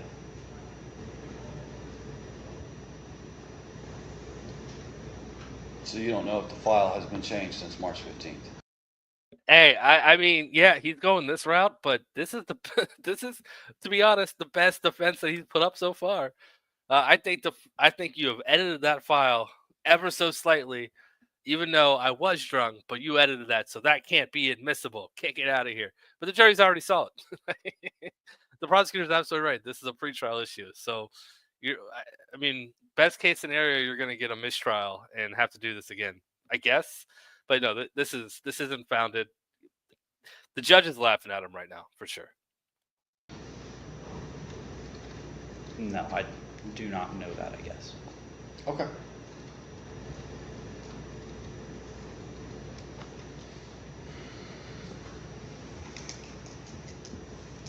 I don't have any further questions for Officer Fiskio at this time. Can we retain him in case I have something later?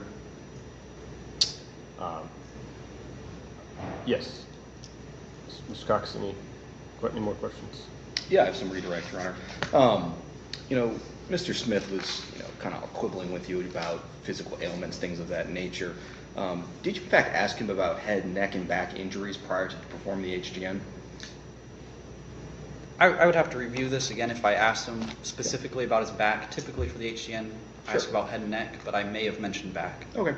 As far as any type of typical injuries, did he complain of any injuries at the site? He didn't bring anything to my attention. No. Did he point to his ankle? No. Did he point to his back? He did not. Did he say, ooh, my back hurts, I can't do that? Never. Did we see that on the video here today? No. Okay. The firearm itself, since it was brought up, what kind of firearm was it? I don't exactly remember. It was a semi-automatic pistol. Certainly, and where was it located?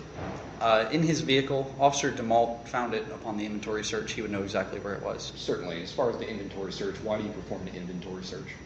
So that's a common community caretaking thing that we do. If we're going to impound somebody's vehicle, we do an inventory search to make sure that there's no valuables or firearms in the vehicle that could either be stolen, lost, or accredited to us having tampered with. So it takes care of us in the community to make sure that everything. That's sufficient, Mr. Fiskio. Mr. Cox.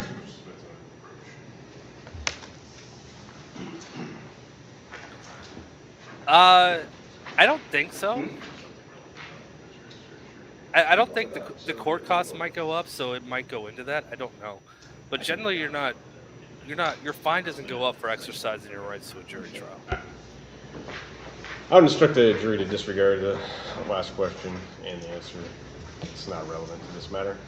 All right, as far as balance, Mr. Smith was indicating that his long shift driving for DoorDash attributed to the impact on his balance. Does alcohol also impact balance? It does.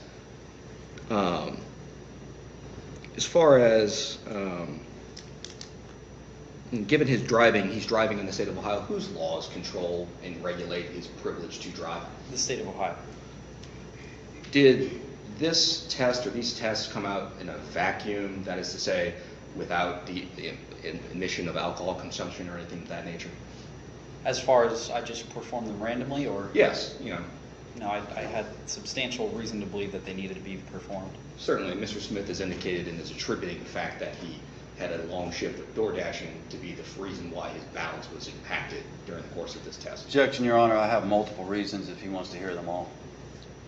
Overrule. Go ahead.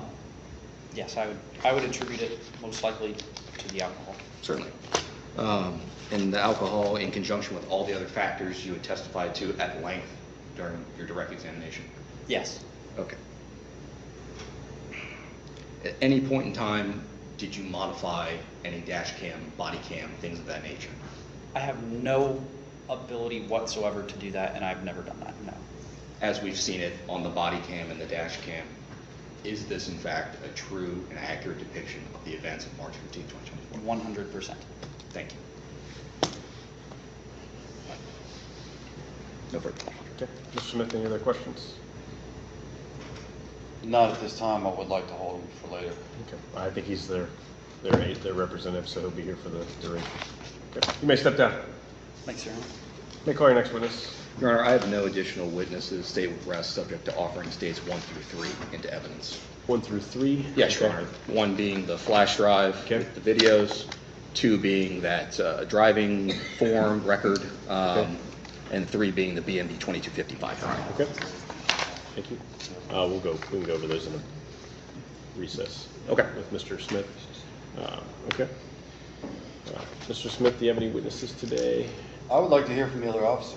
Okay. You could call him if you like. I would like to call him. I heard you say recess. I was going to ask you for one. You want to take a break right now? Definitely. Okay. All right. Okay. We'll take a recess here. We'll come back for the defense case. Do not discuss the case among yourselves. Do not permit anyone to discuss it with you or in your presence. It's your duty not to form or express an opinion on the case until it is finally submitted to you. Let's take a, how much time would you like, Mr. Smith? 15. Okay. Take a 15-minute recess. Come back here to begin Mr. Smith's case. Okay? Please be seated. All right, Mr. Cox. And we're back. We're back. The state rests. It is defense time to put on their case in chief. Here we go. The video's almost over, so you know he's going to knock it out of the park. 3 exhibits. I do, Your Honor. State's Exhibit 1 is a manila envelope containing the flash drive that has the dash cam and the body cam on there. Stage 2 is the driver record history as far as the driving history. And Stage 3 is the BMB 2255. Okay. And Mr. Smith, did you have any objection to any of those exhibits today? I think the videos are modified after the date. The date on the video on the file itself says it was modified April 29th. Okay. This is from March 15th. When he pulled up the folder, is that what you're saying? Yes. Okay. Can I see your folder? You have it up there. Okay. It's probably when it was copied onto the flash drive, Your Honor, and we received the video directly from the police department. Yeah. Okay. I mean, come on. That's exactly what it was. I understand asking the question, but to be able to prove that, you would have to bring an expert testimony in or expert witness and be able, actually go through all the data of the file and be able to pinpoint when it was edited or to get. No, that was cut and dry, the entire body cam. I mean, we didn't see it, so I mean, I guess we couldn't see if it skipped. But the audio, besides being terrible, it didn't sound like there was like 30 seconds missing or anything added in. Yeah, Hail Mary. Again, that was his best defense, I guess. Okay. It's also the testimony from Officer Fiskio that this is what happened. All right. Is that your objection, Mr. Smith? Yeah, I don't think probably really applies here. We need to know why it was modified April 29th. It was not in Officer Fiskio's possession. And again, this is a pretrial issue, Your Honor. That no pretrial motions were filed in that regard, if it even is an issue. Okay. I asked for continuance for a reason, Your Honor. Okay. All right. Any other objections to the exhibits? No. Okay. Exhibits 1 through 3. And all right, Ms. Smith, you want to call the other officer? Yes, I want to talk to him about his video. We can do that, right? Yeah. Do you have his video? Do I need his video? If you're going to ask him about it, you got to play it, or I suppose. I did not bring his video. He was on their list. All right, Mr. Cox, you have that video on there? Or? I do, but I'm not going to drive the video. He's going to do it. Sure, that's fine. Just cue that up for him at least, and then he can. If there's something in there he wants. We started at 55 minutes in. Okay. Of his body cam? Yes. Okay. And are you going to have any other witnesses today, Mr. Smith? They're all unavailable. Are you going to testify today? No, I'm not. You're not? Okay.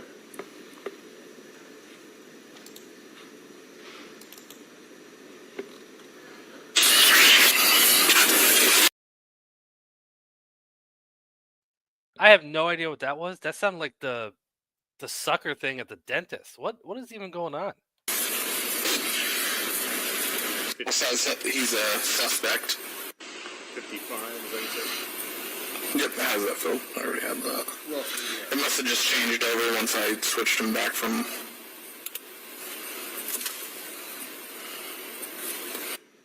That's 55. Okay, is that about? Yeah, Right. I mean, it could be a minute after that. That's fine, we Almost at the end can of the watch it. video. You can ask him about it. Okay.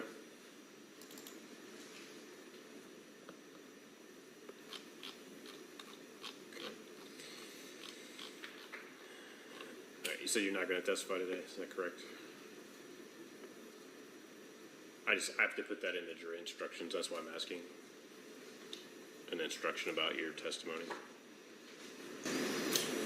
You don't have to decide. If you change your mind, that's fine. I was going to print these up for both of you. Let me think about it. Okay, that's fine.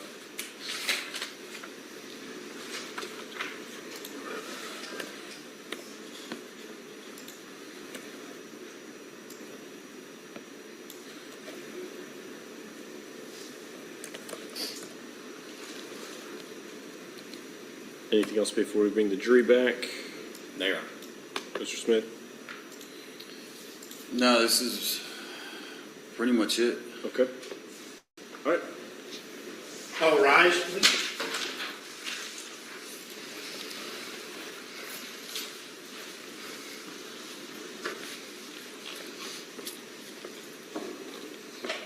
Okay, go back in and have a seat. Yeah, you can. It's up to you. Okay.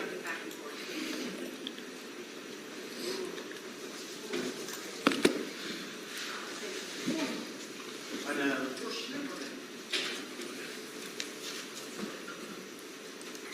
Check.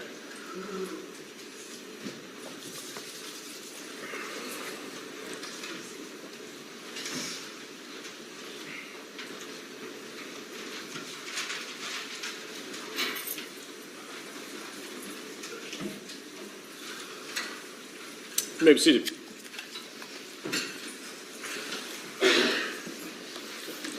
Mr. Smith, you may call your first witness. I would like to call Officer Dumont.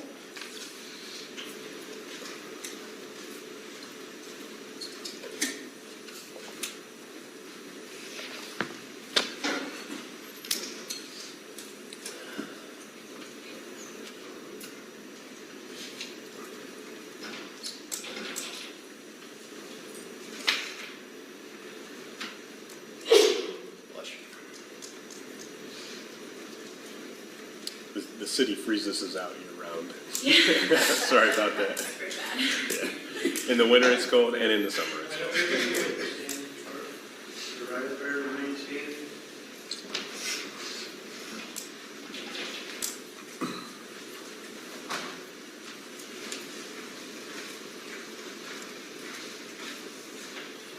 And raise your right hand. You solemnly swear? I do. I agree. I don't know if you were being a smartass or not, but generally when I cover jury trials, I have to do a lot of editing or blurring out the jurors because I don't like showing them. Yeah, no worries with this court. They do it all for me, so it was great. All right, second officer is about to take the stand. Don't worry, guys. This is very, very quick.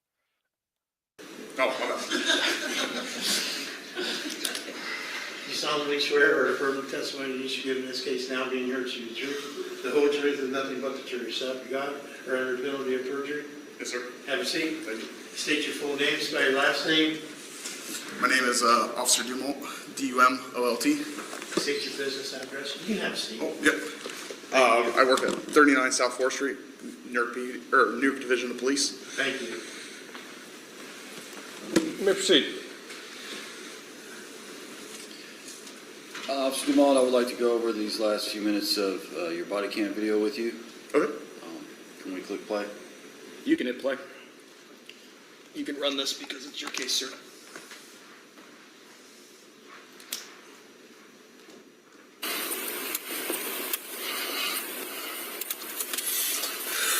Anyway, it's 2 o'clock. Time for you to go.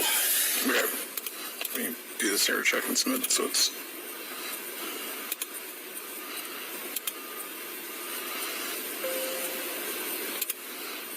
Submit.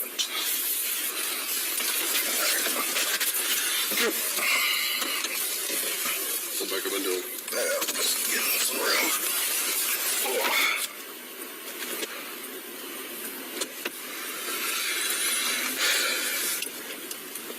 Anything on that one?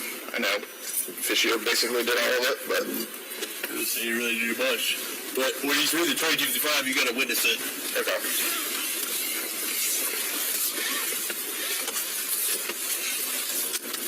Is he being an asshole? Oh, he's a straight dick. Is he?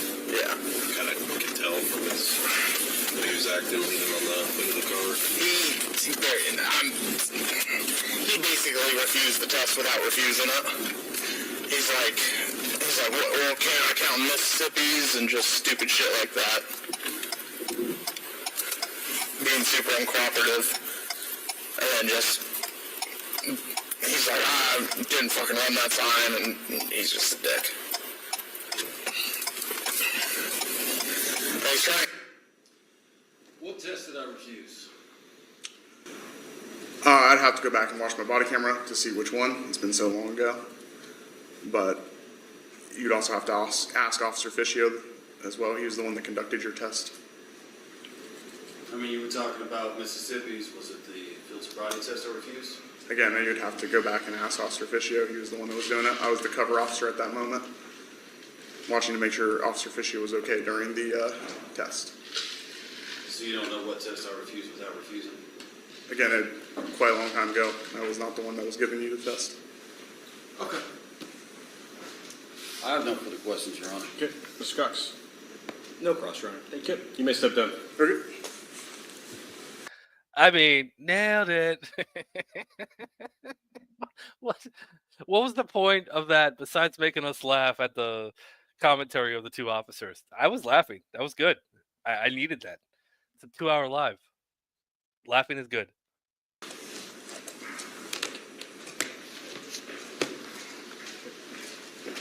May I call your next witness? Ask Mr. Artam a question. Okay.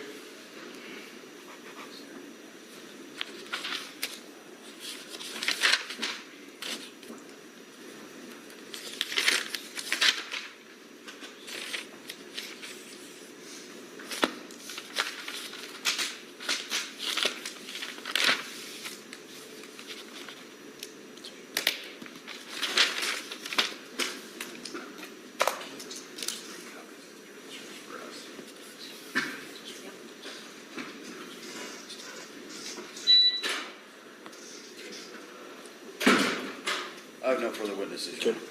All right. And you didn't want to testify today? Is that what you said? No, sir. Okay. All right.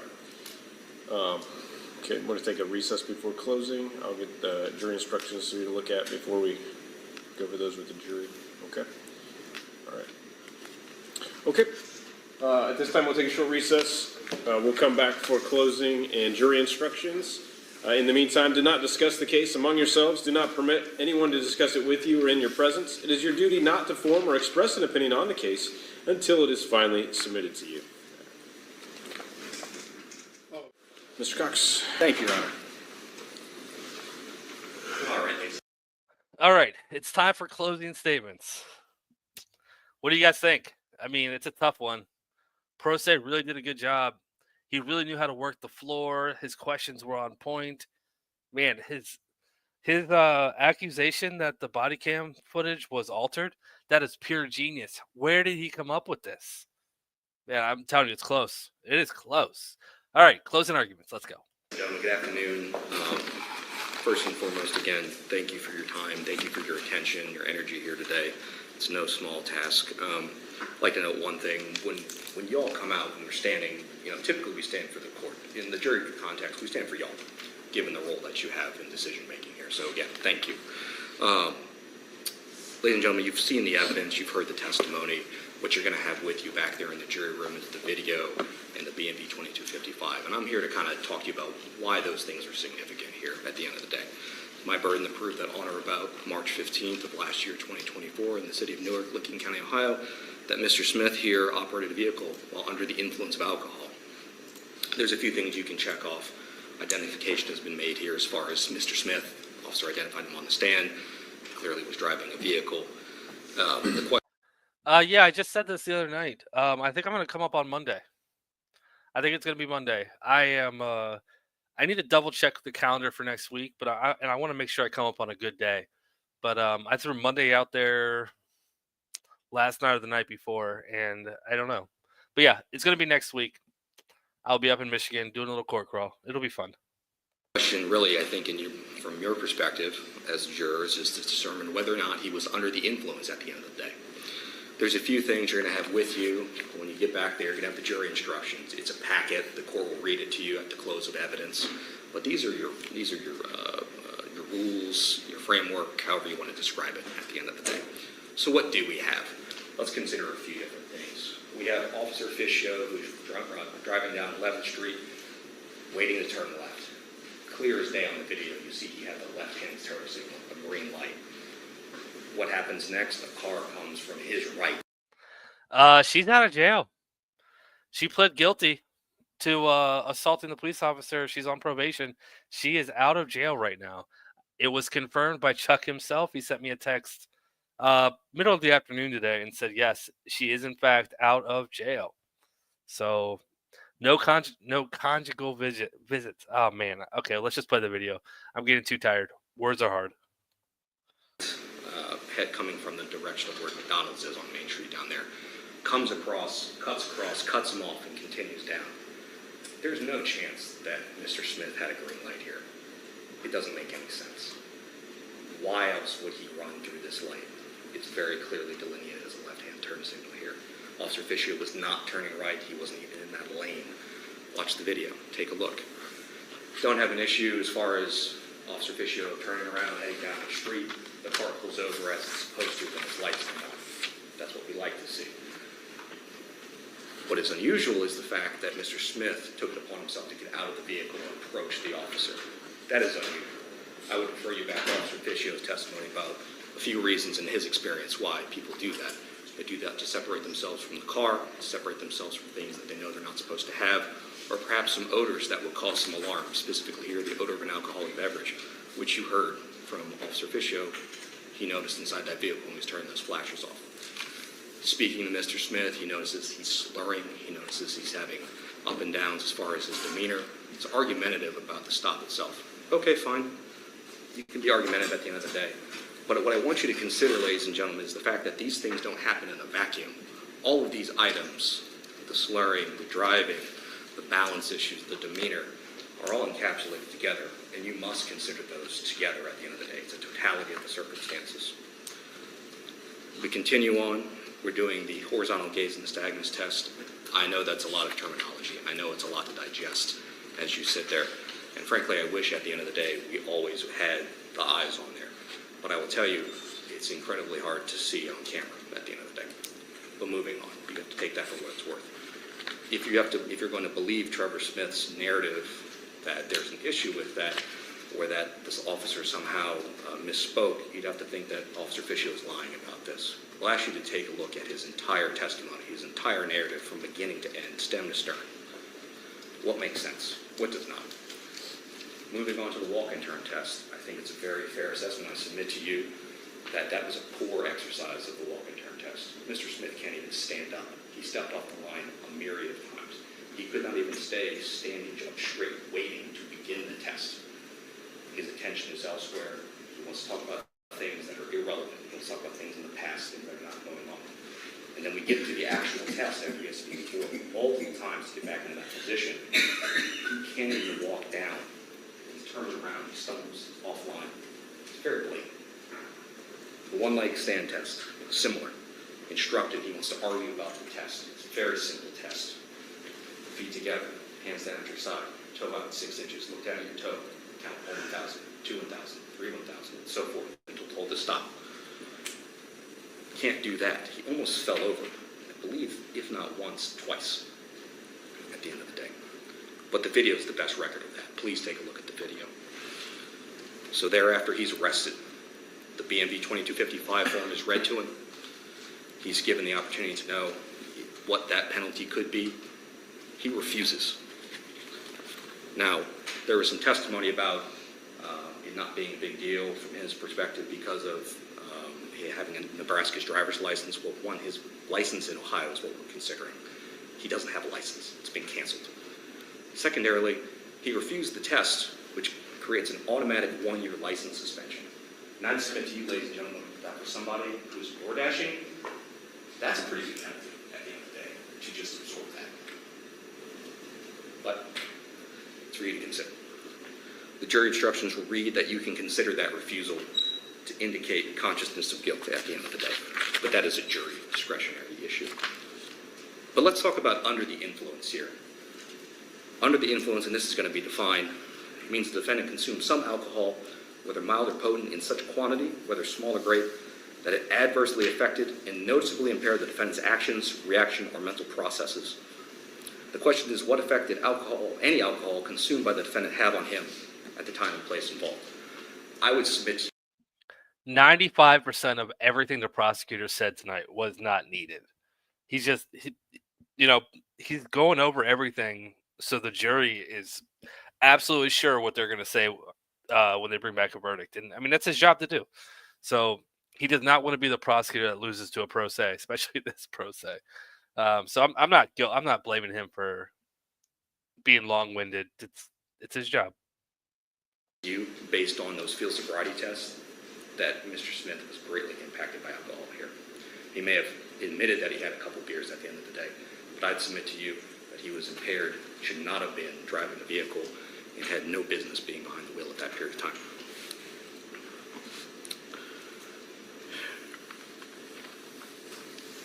The last thing I'd ask you to consider, we talked about this.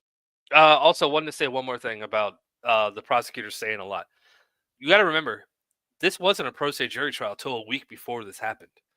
So he was getting ready for a jury trial. And then all of a sudden he's pro se. So he's not just going to throw out his strategy and, dumb it down. So that as well. Kind of tangible aspects that we're talking about during jury selection voir dire, the way people exhibit that they're impaired. I'd ask you to consider the type of language that he used, how he was not on pace with what was going on. He was distracted, near, up, down. We have jovial laughing to almost cursing, if not cursing, at the officer when he's in the back seat of the car. At the end there, right there, I'm going to read the BME 2055. I submit to you that's very abnormal for someone who is sober, not impaired. Considering all those things, ladies and gentlemen, I'd ask you to make a guilty finding. Thank you. All right. At the end of the day, Wixom just sent a extremely generous PayPal. Thank you so much, Wixom. I appreciate it. That was awesome. Yeah, I don't really have anything else to say. Speechless. Thank you, Wixom. Mr. Smith.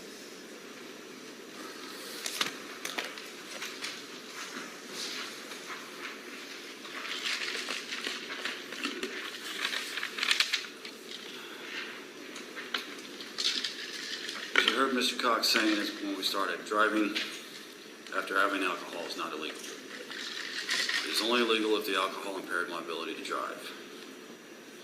The prosecution said I didn't test well, but as far as driving, all he said was I missed a red light. They focused on my testing outside the vehicle, but not my driving itself.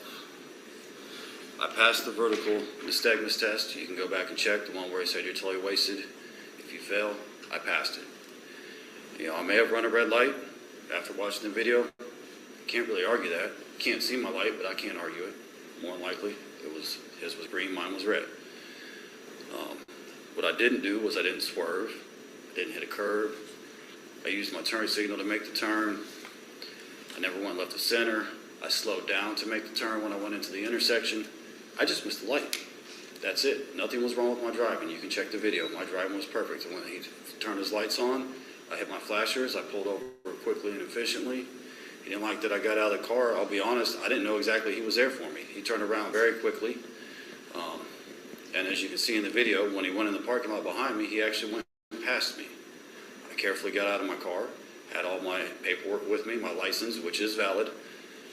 He says it's a risk on my DoorDash. Well, I DoorDash in Oklahoma still until the jury finds me guilty of driving impaired. My Oklahoma license is legal in 49 states.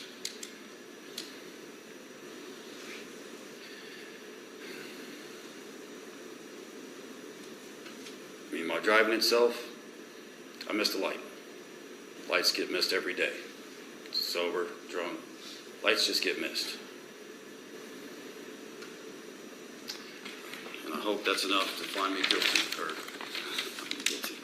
to find me not guilty of driving impaired, because nothing on my driving itself was impaired. I missed a light. That's not impaired driving.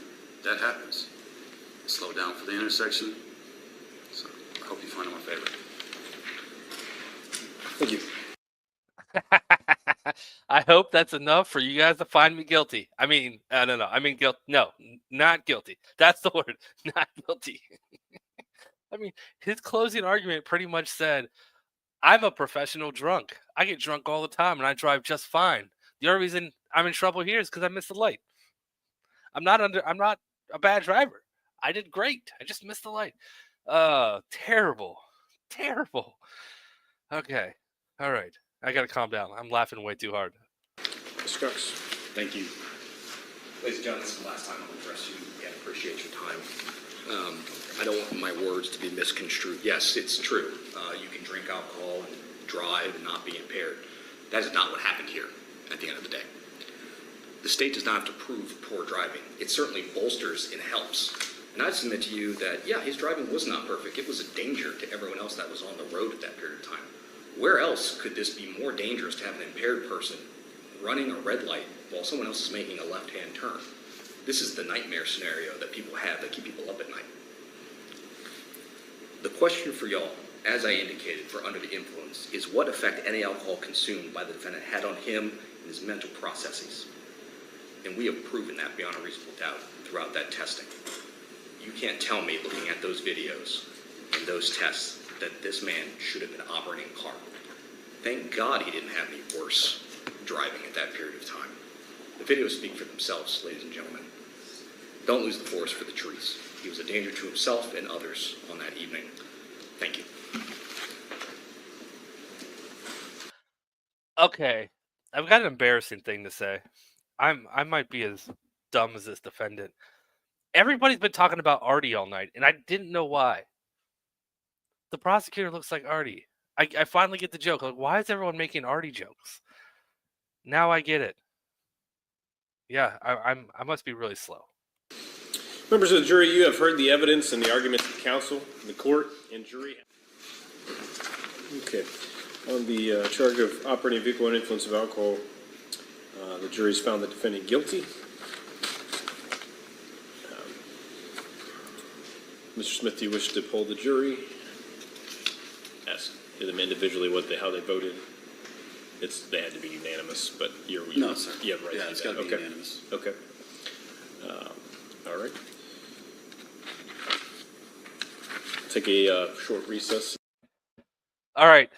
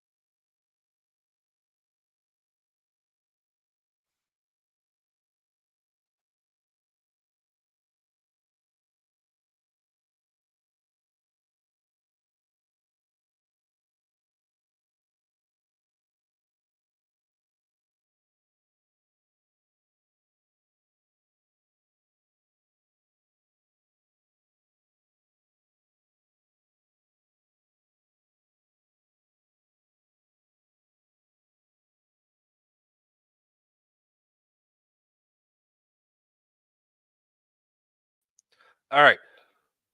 Am I back? I think I'm back. Yeah, I hit the back button. Don't ask me how I did it. No idea. I was just gonna say though, that I don't have the sentencing. I watched it, but this was I think it was an 8.5 hour long screen recording. And for whatever reason, my screen stopped recording for the last half hour. So I don't have the sentencing, but I did hear it. And I was just going to tell you that I have this. I know what happened. And it's not bad. That was his first ever arrest. He was sentenced to 1 year of non-reporting probation, whatever the standard fines and costs were, 1 year license suspension, and he needs an SR22 insurance. That's what it is. That's what he was sentenced to. But yeah, for whatever reason, my screen recording just stopped recording, and that's the longest I've ever screen recorded for. So I don't know if my computer just said nope, we're done. But in that court, you can't download. You can't download that court. So everyone who's about to say use YouTube DLP, you can't do it with that one. Which is why a lot of other channels don't play it, because you can only screen record it. And yeah, after 8 hours, my screen recording just stopped. But there we go. That's what he was sentenced to. Very standard first DUI, whatever. But yeah, he was found guilty. He kept making the arguments that he's from Nebraska. He's still legal in 49 states. And the judge finally just stopped him and said, "I can't give you any legal advice, but I don't think you're right on that." Like, yeah, you might want to talk to somebody, because that's not how that works. Anyways, that's it. I'm glad I hit the back button at the very end. You heard him say he was guilty, and let's finish. Let's catch up with these super chats, and then let's get out of here. It's been a long night. Let's see. Oh, I already had Sparkle Poots up. Sparkle Poots, bless your heart, Colin. Yeah, Artie brother stuff. Yeah. I was clueless. Like, why does everyone keep saying Artie? Like, I like Artie, but I kept scrolling through the chat to see if he was in the chat. It's like, did I miss him saying hi? I have no idea. And then it hit me with 30 seconds left of the video. Clip clap. Colin needs new computer lessons fund. It wasn't me. My computer gave out. It wasn't me. At least that's the story, and I'm sticking to it. All right. That's all I've got tonight, guys. Thank you so much for watching. I appreciate it. It's been really fun tonight. This was a really long stream, but I wanted to keep this all in one video. I didn't want to separate it. So thank you guys so much for sticking out with me. Biggin, thank you so much for the raid from earlier. I do appreciate that. Legal Fiction, thank you for the super chat. I didn't miss it. I got it. All right, we are set up to raid. We're actually going to raid Jen Hardy tonight. I haven't raided her in a long time. She's almost at 100,000 subscribers. So let's go hang out with Jen Hardy a little bit. I was going to send us to Lone Wolf, but he's probably going to be over soon. So let's go hang out with Jen Hardy for a little bit. And Cheshire Cat comes in. Yeah, Legal Fiction, he did. Did I really? Now you guys are going to make me look. No, I didn't. Nope. Liars. All right. Let's get my outro up, because now that I don't have the video loaded anymore, because I, for whatever reason, had to restart StreamYard, I got to load my outro. All right, you guys are awesome. Tell Jen Hardy I said hi.